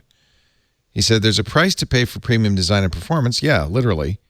The model I recommend, it looks like that Kevin got, is the i5 configuration, which has 8 gigs of RAM and 128 gigs of eMMC storage. That is probably the sweet spot. You can get an i7, you can spend more money, but I'm not sure that's really worth it. And I wouldn't go too much lighter than that. Those are pretty low-powered processors. This i5 is a Y series processor, so even it isn't super fast. I do love the screen resolution, 3000 by 2000. It's UHD 615 graphics from Intel, shared memory. He says you don't sacrifice on performance, which I would say makes sense. He compares it in performance to a Pixelbook and to a Chromebook Spin. And the Spin is the winner in every case, almost every case. But it is significantly faster than last year's Pixelbook. So as Pixelbook users, Jeff, you and I, we might be interested just for the upgrade in performance. The only place looks like the Pixel Slate was faster than the Chromebook Spin from Acer was the Basemark benchmark. And everything else, speedometer 1 and 2, Jetstream and Octane, the Chromebook Spin was faster. It's a premium priced, but it's less expensive, I think, for than the Slate for what you get. What's the price of the Chromebook of the Spin? Acer? I think it's $700 or $800. Okay. He has his review of the Spin as well, but the Spin isn't a tablet; it's a 2-in-1. You know, it's one of those foldable things. It's a 2-in-1. I can't contribute with Chromebook stats, so I'll sing a song. Sorry. You have a nice voice. Keep going. Sing "The Eyes of Texas Are Upon You." Yeah, okay. Now, I wonder, did Kevin say whether he prefers the Google keyboard or the Bridge keyboard? Because the Bridge is $50 cheaper. I don't know. Did he order both? I think he just ordered the Google keyboard. I'd recommend. He says, you know what? He's going to be on the show next week, I think, right? So you can ask him. He says that one annoyance, and I think Dieter Bohn said this as well on The Verge, of the Google keyboard is it's kind of sloppy and floppy. And Dieter said, unless you have a really solid flat surface, it's going to give and a little bit. Kevin says carrying the Slate with the keyboard cover, which is a folio style. It goes over the front and the back. Has a little movement as well. Some keyboard wobble when you type, but also movement as you carry it. It's a minor annoyance at best to me, writes Kevin, but others may really dislike it. If you don't like it, the Bridge, he doesn't have it, but the Bridge is another option. I really like the circular keys, and I do like the fact that it's backlit. That's something that Apple's keyboard folio is not, and I find that a big annoyance for the iPad Pros. Well, so I'm forgetting now. I got so confused. The other differences between the Google keyboard and the Bridge keyboard? I don't know if the Bridge keyboard has a fingerprint reader. The Google keyboard does. Or maybe that's on the on-off switch. I'm sorry. I guess that's on the Slate itself. Battery life is good. Camera app is from Android. No headphone jack. And I know Dieter Bohn had problems with the Bluetooth dropping out on his Slate. But it has a Pixel C jack. Yeah. Both Kevin two. Not a C. I mean a USB-C. I finally bought, arrived today, a USB headset. Oh, good. There you go. USB-C. Is it good? Which one did you buy? Yeah, it's good. Oh. I forget. Google ships one with its Pixel 3 that's pretty good, actually. I like it a lot. I thought they just shipped a dongle. No. You get headphones with the Pixel 3. Oh, yeah, very nice ones. But those don't fit in my ears. This fits in my ears. By the way, Google's USB-C to a headphone adapter dongle works on an iPad Pro as well, which is good news. I guess there is a standard now for that. They do not include. Oh, they do. I'm sorry. With the Slate, they include the adapter as well, so you could use regular headphones. He seems like he liked it. He says, as much as I liked it in my first week, it's not a device for everyone. Not everyone needs a Chrome OS tablet when a 2-in-1 might be better suited. You should ask yourself these two questions, Jeff, to decide if the Pixel Slate is for you. Oh, that's another article. Okay, well, now I have to go to that article. He doesn't say what the questions are. Here are the two questions. True tablet or 2-in-1 Chromebook? Okay. Mm-hmm. Do you really want a tablet, I actually think I want a Chromebook, but that's okay. Yeah, I think the Spin might be a better choice then. Or I'm very. The reason I haven't bought one yet, I really like my Pixel Book, and I don't find I don't find a need to upgrade. And then how much performance do you need? And that's because performance, at least on this, comes at a pretty steep price. So I have big Chromebook news. Ooh, tell us. Karsten and I did this before the show. So finally, Skype works with video calls in the Chrome browser. Oh.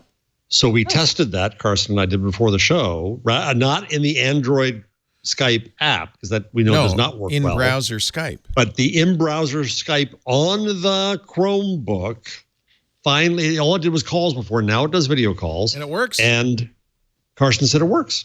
And the fact that he liked the camera on my Chromebook made me look better than this camera. Oh. Exciting. Oh. So he was ready to just make that the device for the show, but I said, no, let's play safe. I don't want to get in trouble. So we'll get more with Kevin next week, or you could listen to the IoT podcast from this week, right, Stacey? He spent some time. We do not talk about Chromebooks on podcasts. We talk before we do the show. Well, Kevin will be filling in for Stacey next week. So, I'm not here next week. Now likely be on. So, oh God, so he was going to fill in for Jeff. Now he'll just be on as an extra guest. All three of you will be on. He's filling in for Leo. I am not going to be here next week. I'm going to be in Manhattan watching a play. I'm going to be in Paris, but not flying. Well, just for a day and a half. but I'll probably be able to do the show for at least for a while that night. So come in here, Kevin. All right, so there you go. There's I really don't. Yeah, I should order it to review it. I think Jason Howell's going to do that. So we'll get a chance to play with it a little bit. I just don't feel like I need to replace my Pixelbook. Yeah, same here. I wouldn't mind a new Pixelbook. They could sucker me into buying a new Pixelbook just because it has more performance and memory or whatever. Again, I would kill for LTE in it. And I'm surprised they didn't put LTE in the tablet. Yeah, boy, that's a missing piece. I guess especially now that they have 5. Well, I guess their feeling is you could just hotspot from your phone. Why wouldn't you just do that? Why would Don't they have like an instant tether feature, or is that Apple? That might be Apple. Apple does. Oh, they do. They have instant tether, but it's just. Yeah. Well, let's do a little changelog. What do you say, kids? Ooh, he was right on that button, man. Did not waste a millisecond. Yeah, and the big story is it isn't Project Fi anymore. It's Google Fi. And actually, even bigger story, you can now use it on many Android phones and even your iPhone. Heresy. Heresy. Heresy. It does take some extra configuration to use on your iPhone, and there are some features missing. In particular, voicemail. You won't get the visual voicemail. You'll still get a text with the text of the voicemail, but if you want to listen to the voicemail, you actually have to call the voicemail number. Big deal on an iPhone. And you do have to go in there and mess with it a bit. Messages will work over Wi-Fi, but to get it to work for SMS over Fi, you'll need to change some settings. All of that is pretty straightforward. But you get many of the benefits of Google Fi, which both Jeff and I use and love. It's $20 a month for voice and text, unlimited voice and text in the U.S. International travelers will pay a little more for the voice calls, but not much. And the text continues to be unlimited for the $20 base price.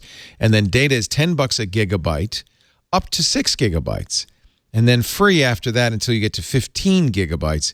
And then you have a choice of either being throttled or paying $10 a gigabyte for the next. Oh, you do have a choice then. Yeah, you can. You can after 15. I read this, but I'd forgotten about it. Paul Thurrott tried it when he was in Europe. He said, "Yeah, let's. I could." They actually notify you. They say, "Hey, you're coming up on 15 gigs. Would you like to be throttled?" He said, "Let it throttle it," and he said it was fine. Or would you like to pay and have full speed at the same price, $10 a gigabyte for subsequent gigabytes? So that's very fair, if you ask me. Sure, it works internationally in 100-some countries, almost 200 countries. That's nice, too, because if you travel a lot, you don't have to do anything. Your phone just continues to work, data continues to work, and you pay the same price, except for, as I said, long-distance calls from Europe. The Fi app, there will be a Fi app for iOS, which will help you a little bit configuring Google Fi to work with iOS. It's actually quite a nice looking app. The other thing that Paul Thurrott said, and I hadn't seen this, is that it won't do that special thing Google Fi does on Pixel phones, which is hunt for the best network.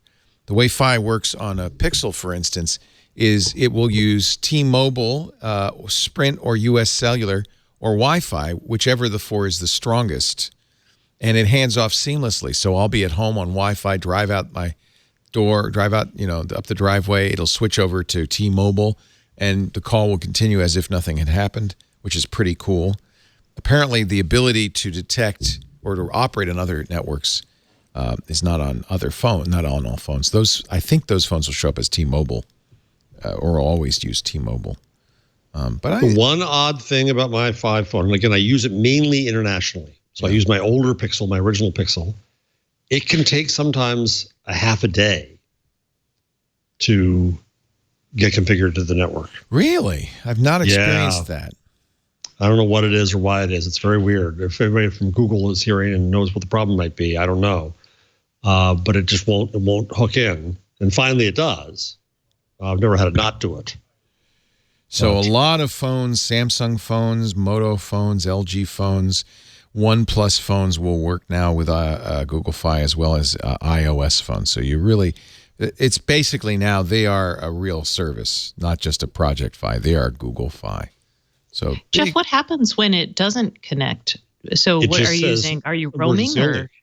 You can't. No, I have to use my I use my US phone. My AT&T okay. phone. I have never experienced that ever. Wait. So now you can get up to 900 if you go to the Google page, which I had to go to incognito because it kept on taking me to my own account. Right. You go to the Fi page and you shop for phones. It says that if you order a Pixel 3, you get up to $999 in travel gift cards. I'm still not ordering a Pixel 3. Oh, that would be free. I'll tell you, for me. have you been seeing the Pixel? I can't believe the amount of money Google's spending on NFL games for the Pixel 3. Really? Monday Night Football. I'm not a real man, so I don't watch. If you were a man, you'd know. Google. Jeff, that's okay. I'm not a real man either. Apparently, I'm the only real man around here. On Monday Night Football, they're doing a great job because they show the best shot thing. They show the great video with people, their face all squunched up. Yes. They show that, and then they do a great night sight demo. They do a wide angle selfie demo. They must be spending millions on marketing this phone. And I'll tell you, if it sounds like they think that the number one feature people are looking for in a smartphone is a camera, because that's what they're pushing. And I have to say, they have the best camera on the market. So if that's what you wanted. Yeah.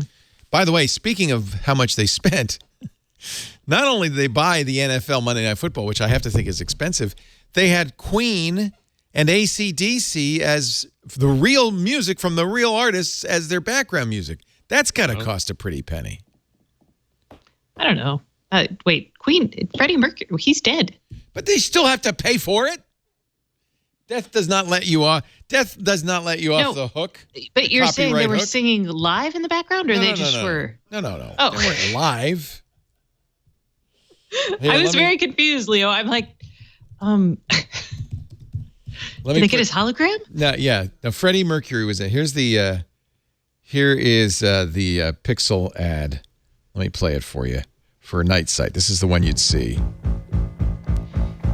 and they're using the Queen song for Flash Gordon to show how bad Flash photography looks.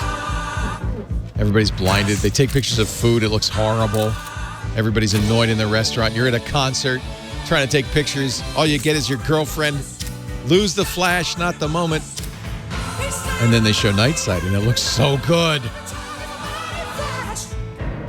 And a brilliant, by the way, use of Queen.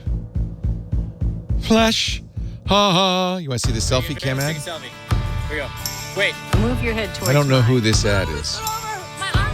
Who this song is. Get in. It's Aerosmith. Is it? Of course it is. Steve Perry, yeah. Living on the Edge. That's perfect. It's perfect. Let's see what is the other one. It's actually, these are really good ads. Let's see. So Google's got, I don't know what their marketing budget is, but holy cow. Oh, Pixel Slate has not been authorized as required by the rules of the Federal Communications Commission. This device is not and may not be offered for sale or lease or sold or leased. 1, 2, 3. It's another one. These are all the new things from Google. It's funny because you don't think of Google as a hardware company trying to make money on hardware. Oh. And bring it down, and we're going to switch. That's why I have a Google Home Hub. So I'm just looking at this. So you really do. So you get travel certificates. What kind of travel? Gift cards. Oh, like Delta Airlines, Airbnb, Hotels.com, Southwest Airlines. Ooh. It's today only. Equaling the amount of the purchase. It ends tonight at midnight Pacific. So it's a free phone.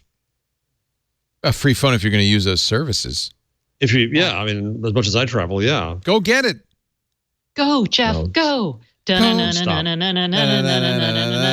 man. Jeff Jarvis. Okay, I'm so sorry, Jeff. You're in a good mood, Stacey. I like it. Wait till you She's hear happy my about ARM servers. I am so ecstatic. All you need to do to make Stacey happy is ARM servers. ARM servers. Exciting chip news does the trick. Let's see. Although here's my question, you guys. Yes. I have big fears because all of the major hardware companies like Apple, Google, Amazon, Microsoft, they're developing their own chips for various different like TPUs or the Bionic. Apple's going to replace all the Intel chips. So what does that mean as you shrink the huge buyers of these chips? What does that mean for everyone else who is dependent on them? And it's a fundamental restructuring of like the chip industry, which is already consolidating. But I sit there and I think about that a lot because, a lot of innovation comes from startups, but historically a lot of innovation, especially in actual manufacturing, has come from the bigger companies. And I know TSMC does a lot there too, but it's the designs from like the big companies that force them to do that. Anyway, this is something I'm thinking a lot about. So if anyone wants to talk about this, you just give me a call. Steve Tyler, not Steve Perry. Steve Perry is the lead singer of Journey. Jane's Addiction. Which they played at AWS. They played Been Caught Stealing. It's all tied together. Ta-da! With ARM servers. What are you moaning about? That's Perry Farrell. Perry Farrell. Oh, Stephen Perry. Isn't he the guy who's like, the lights go down in the city. Oh, Journey. And the sun shines on. Well, and then Joe Perry, who's the guitarist for Aerosmith. So it all got muddled. Of course, I meant Steven Tyler, the guy with the lips. Man, Carson, you sounded almost insulted, I feel bad now. You were like, oh. He was really upset. Apparently a Jane's Addiction fan. I'm a Jane's Addiction fan. I'm just bad at names. Yeah, me too. Did you know that Google's chief business officer is named Phil Schindler? That's confusing. Yeah, I know him. Yeah, Philip Schindler, not Phil Schiller.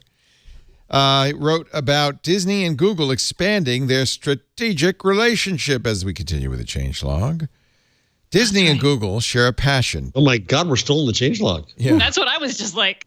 That's why I said that, a little parenthetically. Ooh, we're in the magic wonderland. We're never going to leave. Google's going to power advertising for Disney's brands, Disney, ABC, ESPN, Marvel, Pixar, and Star Wars. This is funny because, of course, the relationship between Disney, Pixar, and Apple is pretty tight. But I guess Apple doesn't have an ad platform, so there. Google is acquiring a $1 billion Mountain View office park. It's 2018's largest Bay Area real estate deal. Congratulations. Just before Thanksgiving, they bought Britannia Shoreline, 51 acres across from and larger than the Googleplex. There are 12 structures there, but they're going to tear those down, I'm sure. Didn't they do the largest real estate deal in New York when they did the Chelsea? When they bought that office block. That's right.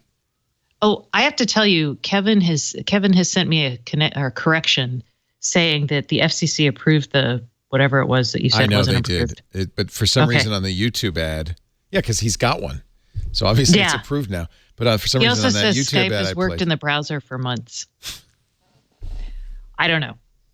I just want you to know this because he sends them to me, and I'm like, oh, do I convey this? I don't know. TOEFL Skype has worked as phone calls, but I was not getting the video opportunity. Now I am. Oh, so I don't know. I don't know what Kevin has to say about that. If he's in the chat, Kevin, I'm sure knew what to do, and I was stupid. So Google bought Chelsea Market for $2.4 billion. So that was a little more expensive, but that's Manhattan real estate. Oh God, to go down on the first floor there, it's worse than going through Times Square. Tourists. Yeah. Oh. And do they have Desnudas or Tickle Me Elmo walking around No too? Elmos. No Elmos. Just tourists. I've had to go to meetings in that building, and it's just torture to get through it. Yeah. What are they touristing about? What's down there? The first floor of Chelsea Market is hip shops and restaurants and things. Oh, no wonder I don't know about it. It's hip. Google is updating its fast pairing feature on Android and Chromebooks so you can simultaneously pair compatible Bluetooth devices with phones, tablets, and laptops that share the same Google account. This is kind of like what Apple does with AirPods. When you link the headphones to one product, all the devices connected to the account will automatically pair. That's very convenient. I'm just going to guess it won't work with my account. Just going to guess. Yeah, probably not.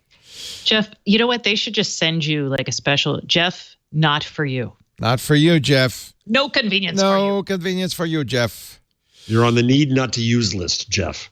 And that I'm on it too, Jeff. Is our it's almost Google enough. changelog. I was going to say it's almost enough to get me to like find an alternative to G Suites just so I can avoid G Suite penalty. I've debated going off of it, but I don't know how to. Really. We use G Suites at work, so I have Leo at twit.tv, but I have my Google account, Laporte at Gmail. What did I use for all of those things is a consumer account. Right, but I use my business calendar, for example, and when I travel, if I make things in my business email, then they don't flow over into places I need it to flow. That's why I use calendar sharing. I have calendar sharing, but I can't, share my calendar on my Google stuff. Yeah. No. It's a little easier if you log into your phone under your personal account, but then what happens is you end up doing more things. Like I'll send invites out from my personal thing when I mean to do it from my. And we saw how that cost Hillary Clinton the presidency. So I would warn you. Yes. Don't pull an Ivanka. Speaking of Ivanka, she and Tim Cook visited a school. I put the links up on the, there's a controversy here. So Ivanka and Apple were buddying up in Idaho. Down under other. That's interesting. Apple's donated iPads to students and Macs to teachers in schools in this district. And the students protested because they don't like the iPads. Yeah. Huh. Okay, well, people are upset about this because Steve Cook and Ivanka Trump were buddying up to each other. Tim Cook and Ivanka liked each other. Shame. We should make them walk naked through the town square ringing a bell. Shame. MIT, this is actually the big story of the maybe the week, the year, the decade. CRISPR, babies. Chinese scientists, according to a story in the MIT Technology Review, have used CRISPR to gene edit embryos to actually eliminate. They eliminate a gene called CCR5, which would render these children resistant to HIV, smallpox, and cholera. Now, what's not clear, we know they're doing this according to Chinese medical documents posted online. What's not clear is if those embryos have been gestated to birth. 2 twin girls were born. Oh, then we know they have. Live. So they have made. Oh, okay. So the Associated Press then updated the story from the Technology Review to say one couple in the trial, according to the doctor, He Jiankui, who is doing this, one couple gave birth to twin girls this month. AP was not able to confirm this independently. He released a promotional video. So there you go. This is both shocking and amazing. CRISPR is a gene editing technique that's somewhat like cut and paste. And illegal. Illegal in the U.S. Illegal in Europe and the U.S. But not in China. Shame. No, China says that. Shame. So that's actually unclear. Shame. It's an app. Oh, I need the Shame app. The Bell of Shame app. The team at the Southern University of Science and Technology, Shenzhen, China, has been recruiting couples in an effort to create the first gene-edited babies. I don't think it's illegal in China, apparently, but it is illegal in most of the world. Maybe not appropriately. Of course, the real concern is, I don't think anybody would complain about the elimination of the CCR5 gene, but that's just one of the many things, one of the wonderful things. You can make children that glow in the dark if you wish. They're one of the many things you can do with the CRISPR technology. There's also the issue. You won't lose them. I have seen reports that sometimes CRISPR causes errors elsewhere in the gene. So there may be some side effects. I don't know. I'm not an expert on CRISPR. But this is, there's the risk of introducing unwanted mutations. Or, according to the Technology Review, yielding a baby whose body is composed of some edited and some unedited cells. I don't know if that's bad or good. What do you think?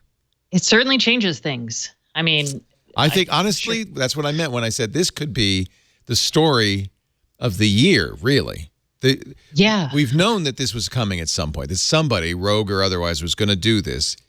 Apparently, it has been done now in China.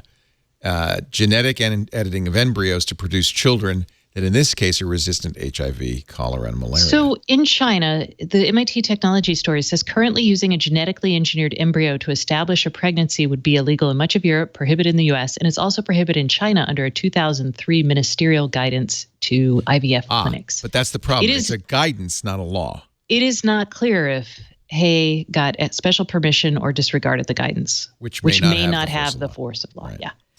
I got to think, though, in China, you don't do anything like this without government. Yeah. And you don't announce it if you don't feel pretty secure in the fact that you're not going to jail tomorrow. But I would say that's moral panic, Jeff. Yes. Cue, Jeff. Cue panic. I mean, it's probably prudent to pass those laws until you can be sure that this stuff could be done safely. I think it is. Yeah.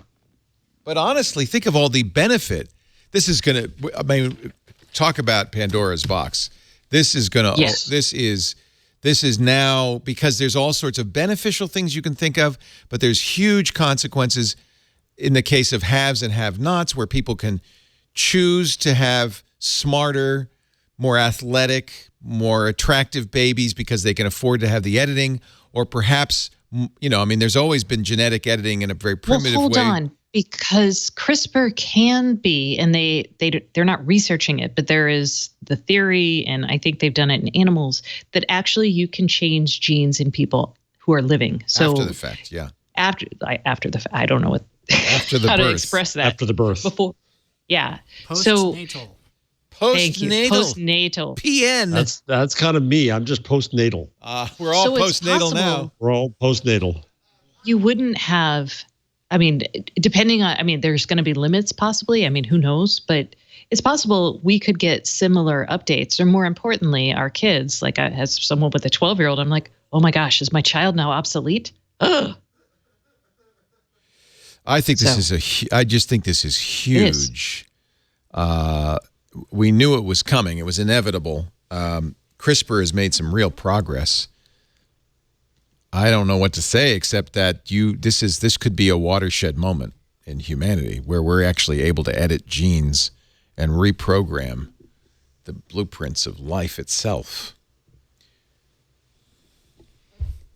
Yes. What would you do if you, I mean, like, I've been thinking about this. I'm like, what kind of things, I mean, first you have to decide if it's something that is expressed easily in a gene and is not, you know, part of like multiple genes. Well, I mean, look, we know already that people have used more brutal methods to get rid of girls and keep boys. That's clearly, that kind of genetic editing would be clearly immoral and wrong, and it'd be easy to pass a law against that, harder to enforce. And I don't think CRISPR actually can do something that dramatic. I think it's much more you can snip out or replace, you know, little portions of the gene. You're not going to take a whole Y chromosome out or something. But well, no, you just abort that girl baby. Right. I mean, you're not going to. That's what I'm saying. It's been done. It's been done for years in more primitive fashion.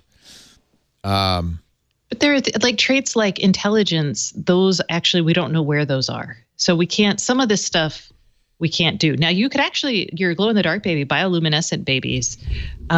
We understand. Yeah, CRISPR's been used to do that. Yeah, so actually, that's why I turn pink on the show all the time. What about though? I mean, mostly you could see this in genetics. You could take out the BRCA gene variant, for instance. That, but there's other. Is connected one to breast gene cancer. can have multiple effects. Is the issue? Well, that's right. We don't really understand. I think the real problem is we don't really understand this very well. Or sickle cell anemia could be eliminated in certain populations. But yeah, and we don't. You're right. Intelligence is a much more difficult issue, or athleticism. Isn't it true that if you change a gene in me and then I father a child, it's not guaranteed the genes are changed in the next generations? So you're having an impact past the one person. Yeah. Oh my God. It's like climate change, only it's on our species. Yeah. Okay.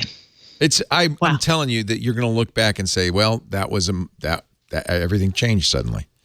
Or maybe not. I don't know. Maybe this is the guy could be lying. No, Leo, you can't walk it back, dude. Too. You just got to be. It's a big. I agree with you, man. It's a big moment.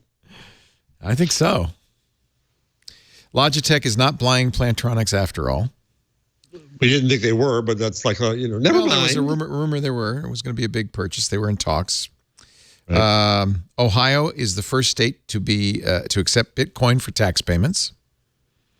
Too bad Bitcoin just lost 40% of its value in the last 2 weeks. Yeah, redeem that payment quickly. Corel is buying Parallels, which is a virtualization company. Wow. Yeah. I used to run that on Yeah, I like Parallels. It's good. It's a way to run Windows on a Mac or that kind of thing. It used to be SWSoft, or was it?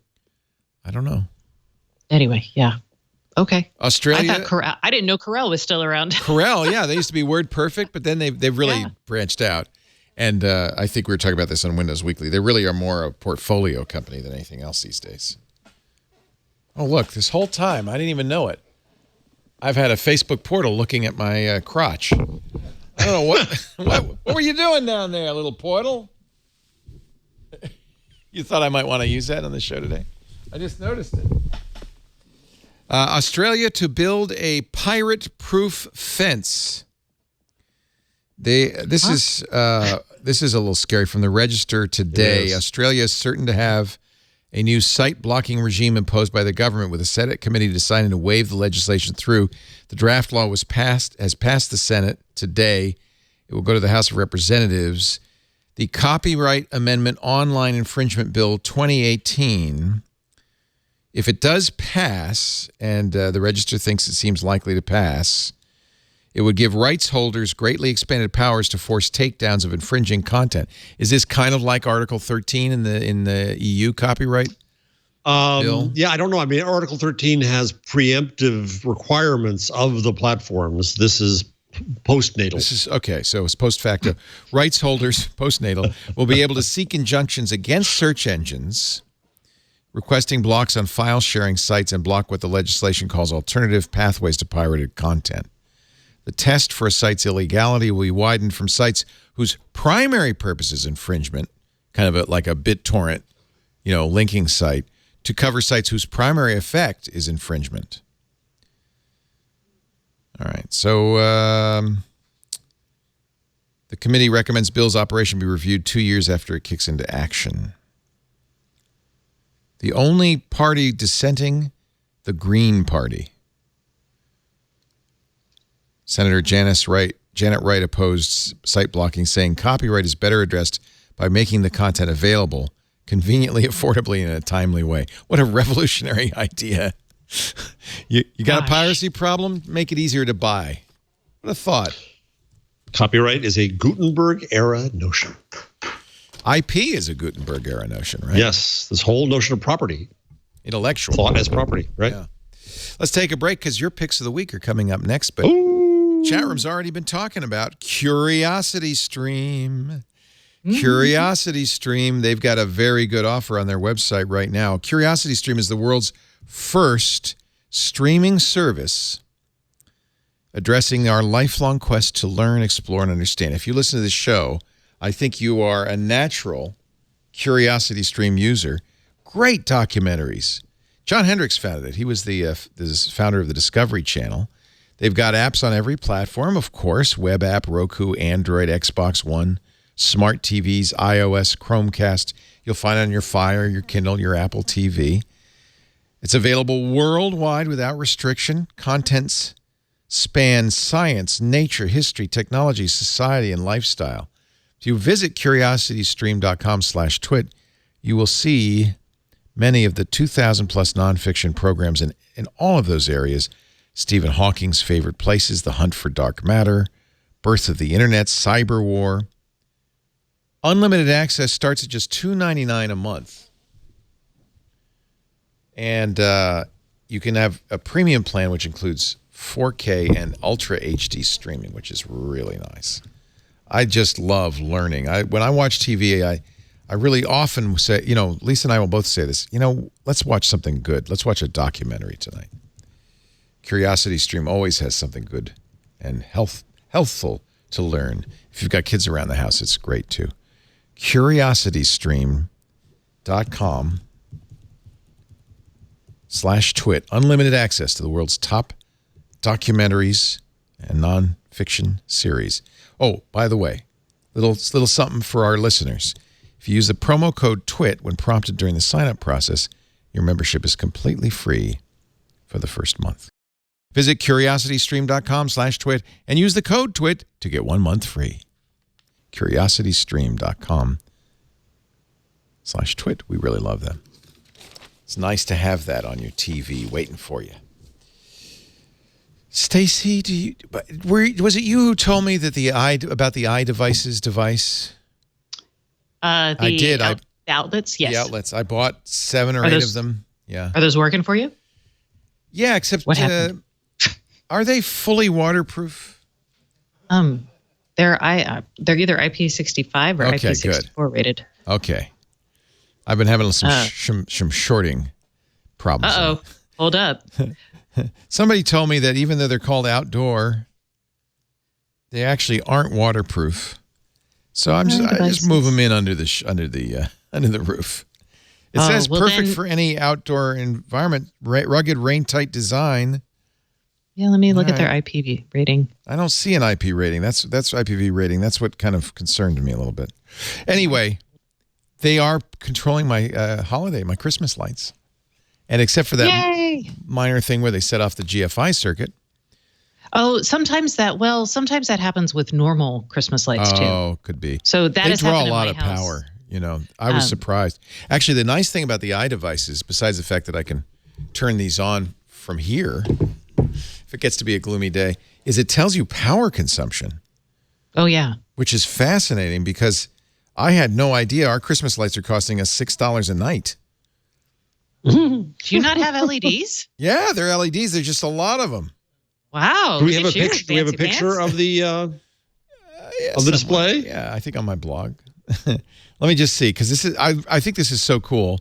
7 hours. Oh no, it's gone down. Okay, this was when we were installing it.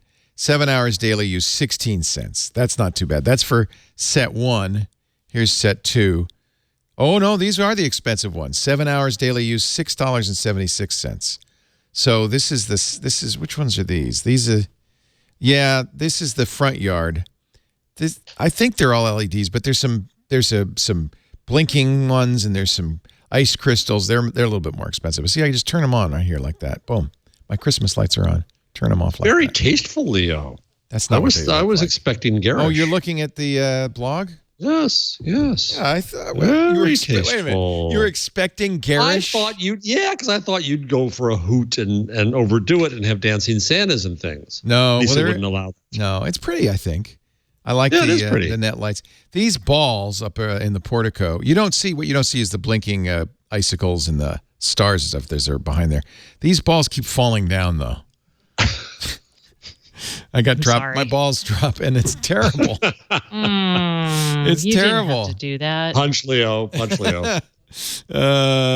But it is pretty, and it's festive, and I think I like it. I'm still not finding their IP rating. Yeah, I don't think they have one. But anyway, they're now under the eave. I think that's a better place for them. And they haven't popped the circuit in a while. Leo, I've got to ask you a completely off question. So now that I'm on your blog, you have that lovely picture of you and Lisa getting married. Yes. There's a picture of you. Here's the picture of you. So the front page rotates. There's the picture of you, me, and Gina at Google I.O. So the front page is different images all the time. So the wedding picture, you have next to no hair. Was that because of New Year's Eve? Yep. Oh, wow. Lisa no wonder will Lisa never. was upset. Yes. No wonder she was upset. We got married a month later. I hadn't put two and two together there. That's so funny. I shaved my head for UNICEF. We raised $80,000, something like that.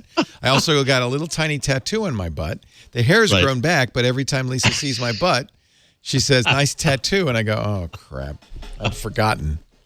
I put that together. Thanks. I just. Yeah. You shaved too, Jeff. We shaved you for the. Well, but only this. Yeah, and it was fun. We raised a lot of money. I missed those New Year's Eve things, but I do too. Yeah, they were a lot of fun. Leo, I found an answer for you on your. It is not IP. It's rated rain tight by UL according to iDevices. What's that mean? So I guess it means it's rain tight. So. Oh, rain tight is different. I wouldn't want to submerge it in water. Right. Okay. We've been getting some pretty severe storms out here, thank goodness. Now, after the fires, we're more than welcome. But it did short. They're on a GFI circuit, so I waited till things dried out, pushed the reset, and it's working fine. Stacey, I didn't mean to interrupt. That was your pick from some time ago. What do you have this week? Oh, okay. So this week, I'm trying out a new device. So I'll tell you about that next week once I know how well it works or doesn't work. But I went out because Starbucks has a brand new coffee. I've been tweeting about this because I've been so infatuated by it. What's it Starbucks called? introduced the Juniper Latte. And as a gin lover and a coffee lover, I was like, can I bring my two loves together? The answer is I cannot. So Juniper is the holly berry that gives that unique flavor to many gins, which is wonderful. Yes. Traditional gins.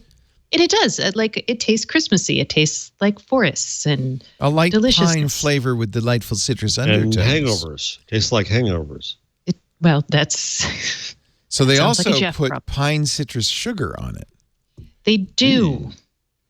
So my challenge when I got one this afternoon, because I asked people for their takes, and most people had negative takes. One person said it was fruity and kind of had a floral undertone. He liked it, but nobody else has. So I tried it. I did not like it.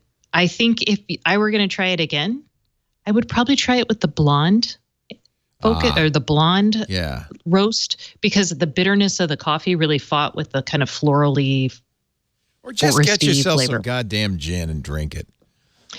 That's your other option. So I just want to let everybody know, since this has been my Twitter quest for the last 2 days, I thought I'm going to talk about it. The Juniper might Latte. see this. Yeah, because it's their new holiday drink. It tastes like. It just was announced. According to Fox News, it tastes like grass and dirt. But I didn't get dirt. Yeah. But I'll give it grass. Fox would probably like it better if it said Merry Christmas on the cup. I did not get a red cup. I got a green cup. I guess they have different holiday cups. How about this, cups. Stacey? There you go. How about coffee gin? I would try that. Gin Put coffee gin. Those crazy Germans. What's your favorite gin? I have 4. Okay, out with it. Super juniper-y, so you feel like forest. It is St. George Terroir. Ooh. It's made in California. If you want a smooth drinking gin with a hint of cardamom, $2.09. If you are in the middle of Spain and it's hot and you want the kind of original gin, get a gin mare and have it with rosemary. It's delicious. And what's my other? Oh, it's made in Utah. It's called Jackrabbit Gin. It's from a small distillery called Beehive. And it is excellent in cocktails and in martinis. It's a little sweeter. Wow. Yes, I love my gin. Which 209 do you like? There's a number of them. I like the normal 209, although they have a kosher 209, which kosher for Passover, is useful. Gin and vodka. Yeah, I believe it is the only kosher gin out there. Nice. And they have Chardonnay barrel, Sauvignon Blanc barrel, or Cabernet Sauvignon barrel gin as well.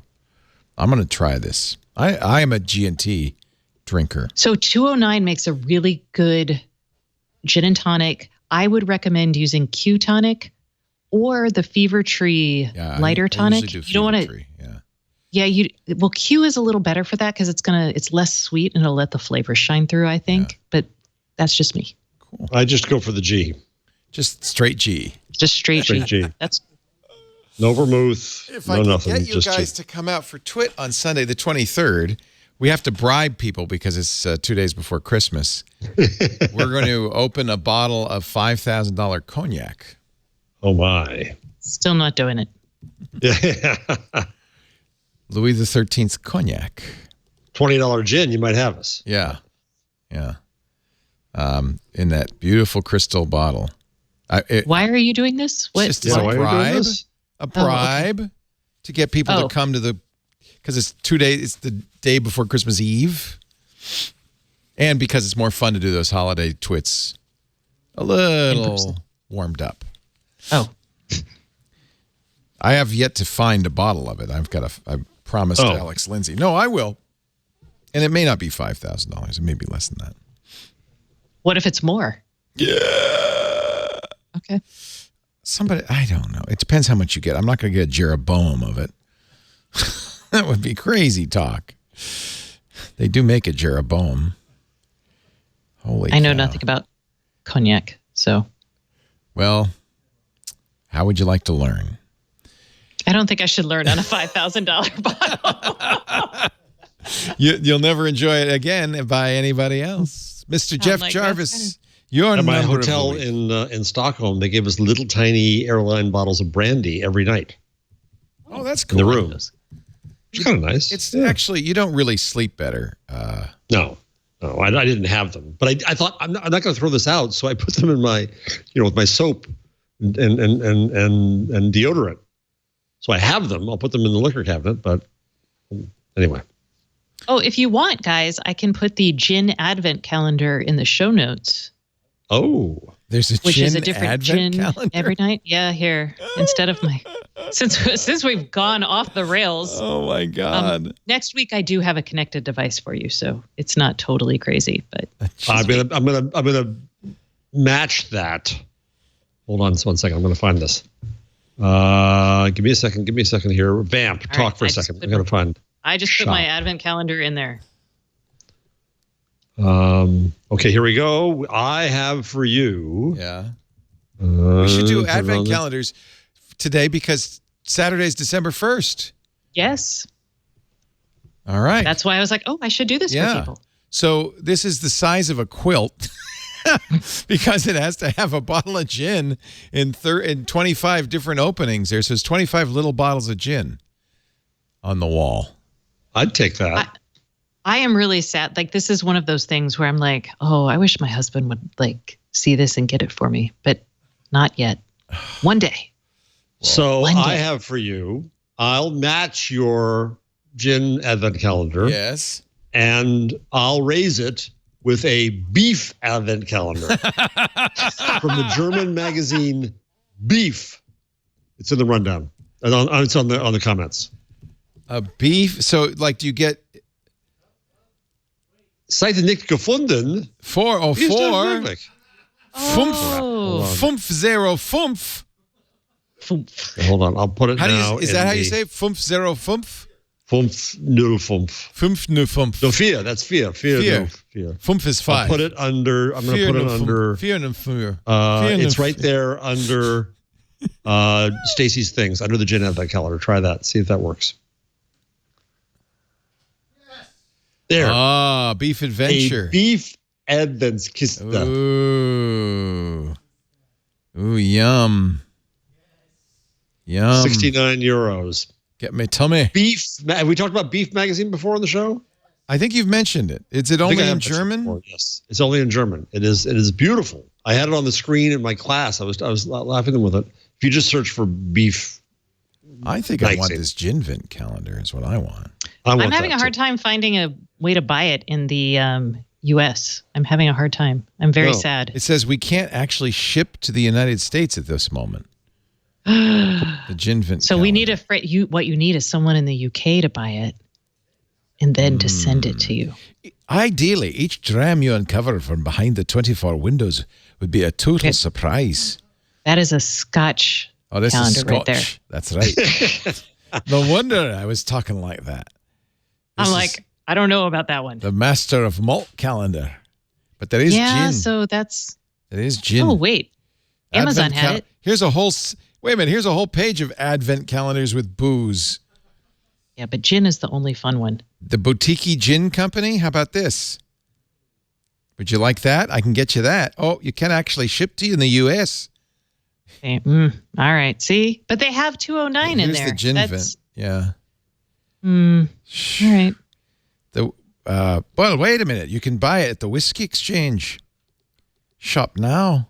Okay, now you're moving into an Irish accent. What is happening? That's normal. All right. Jeff, did you have a number as well, or do you want to make the beef? That could be yours. It could be mine. Could be mine. Let's see what I have real quickly. How big? Well, speaking of beef, yes. The question that's been roiling the internet today is how big is the big cow? How big is it? Is it real? Is it not? What's the big cow? So the big cow has been on Twitter of this gigantic cow. Now, the Washington Post is a killjoy and says that it's neither a cow nor a giant because it's not a cow, it's a steer. It's a 6 foot 4 inch steer, and it's real. Here's the New York Times has a video. It went unsold at an auction because potential buyers said it wouldn't fit in their, quote, farm equipment. That's an interesting euphemism. It's farm equipment. So he's a steer. He's real, not a cow. Well, yes, but it's a cow-ish thing. It's a male cow, which would be a steer. Cousin of it. Yes. Yeah. Well, it's not a cousin. It's just a male. It's a boy.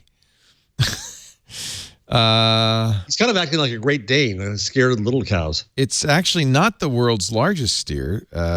It's 3 inches short of the Guinness World Record for tallest living steer. But no one bought it because you couldn't fit it in the equipment. Very clever of you, steer. Yes. Way to stay alive. You know what his name is? Some pig. Knickers. Knickers. So did you say some pig? Yes. Because, they didn't process Wilbur. That'll do, because, pig. No, that's Babe. So that's Babe. This is to avoid getting killed. Wilbur had Charlotte spin the web of some pig. Right. Yeah, anyway. He's 2 inches taller than Arnold Schwarzenegger and weighs 2,800 pounds. So this is what I'm missing by not being on Twitter. Is that what you're saying? There you go. See, you could have seen the story of the big cow. It's finally happened that I feel left out of the conversation because I'm not a Twitter user.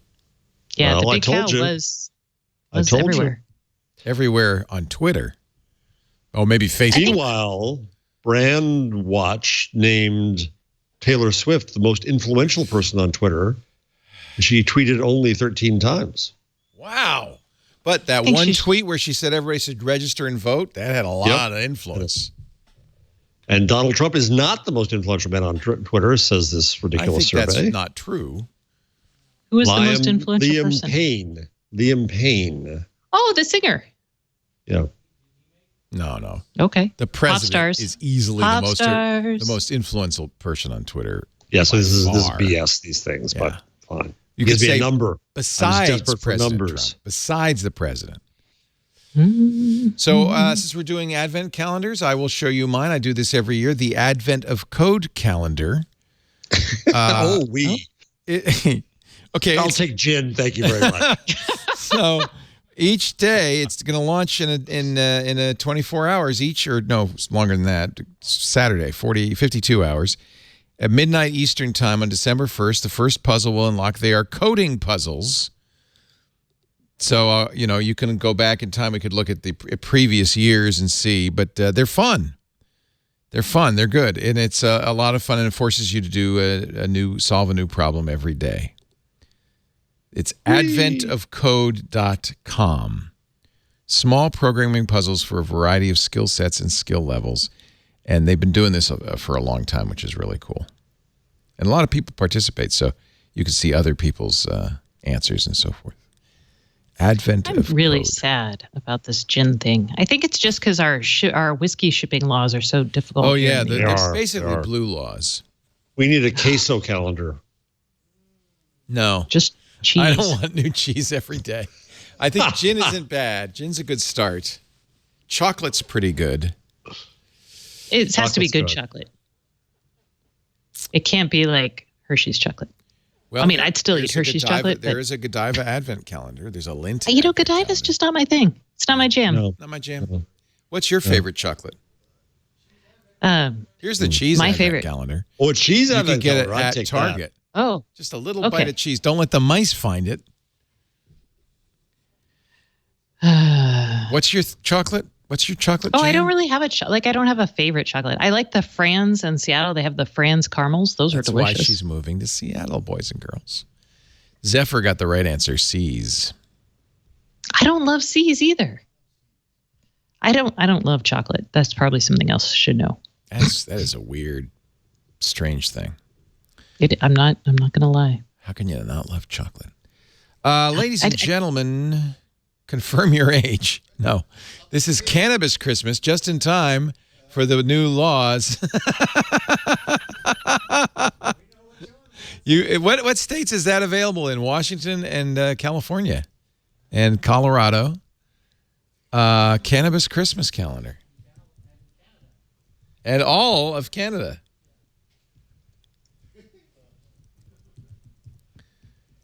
I feel like this might have gone a little too far. It took the fun out of it. There's more than one of these, apparently. Cannabis calendars? Yeah. I believe it. 25 I don't know if I'd want to. days of different strains. I might want to spread that out over more than just the month. I could have a gin and tonic every night, but I don't know if I could get high every night. That would not be good. I mean, I can't because in Texas it's illegal. Yeah, it would be wrong. I'm sure you would never do that. I would never break the law. There is a let's get wasted calendar. These are not my goals. 24 beers. Well, that's the This Week in Microsoft calendar. It's beers. I don't want to end this show, but I guess I best. Stacey Higginbotham is available at her website, stacyoniot.com. When you're there, you sign up for the newsletter. That way you'll get her weekly at GigaStacey on the Twitter. I will not be here next week, Stacey, so I hope you can hold down the fort with Jeff and Kevin. Oh, yeah. Can I be in charge? Can I have a special hat? Yeah. The only thing we need somebody from the staff to read the ads so you don't have to compromise yourself, but send her the special hat. I'll get right on that. Carson's like, no, let's hate you, Stacey. Stacey in charge is a great idea for a show. I like it. Let's do it. Here, give me the won't hat. there be like Jason or someone? This is the special hat. Oh, is that the special hat? All right. I would wear that hat. Yeah, you'd look good in it. Jeff Jarvis is professor of journalism. Well, I have the whole thing here. I don't know if we have enough time to read it. No, you've done it already once. You've already done it. Et cetera, at CUNY. He's also at buzzmachine.com. Many, many great books. Latest is Geek Sparing Gifts, Reinventing the News Business, but also What Would Google Do? Public Parts. Public Parts is great. Be a good gift for anybody. You're the only one who thinks that, but that's fine. Nobody buys optimism. Nobody buys optimism. Nope. That is true. They just buy those hats. This hat. I'm feeling more optimistic already. Is better when you wear it backwards because it says ho, ho, ho on the front. I would totally wear that. You want it? I'm going to send it to you. No. You should keep your own Christmas hat. I have a Christmas hat. I could totally wear that. I have many Christmas hats, and I will be wearing them, by the way, on our Best Of episode, because this show is normally on Wednesdays, and this year, Wednesday's Boxing Day, and we don't want to have to work on Boxing Day, so we will have a Best Of this week in Google. I will host it in a Santa outfit. There may be gin involved. I don't know. So I hope you'll tune in for that. You should make a lion's tail using bourbon. It is a very Christmassy drink. It sounds good. What is in a lion's tail? Bourbon, allspice dram, and lime.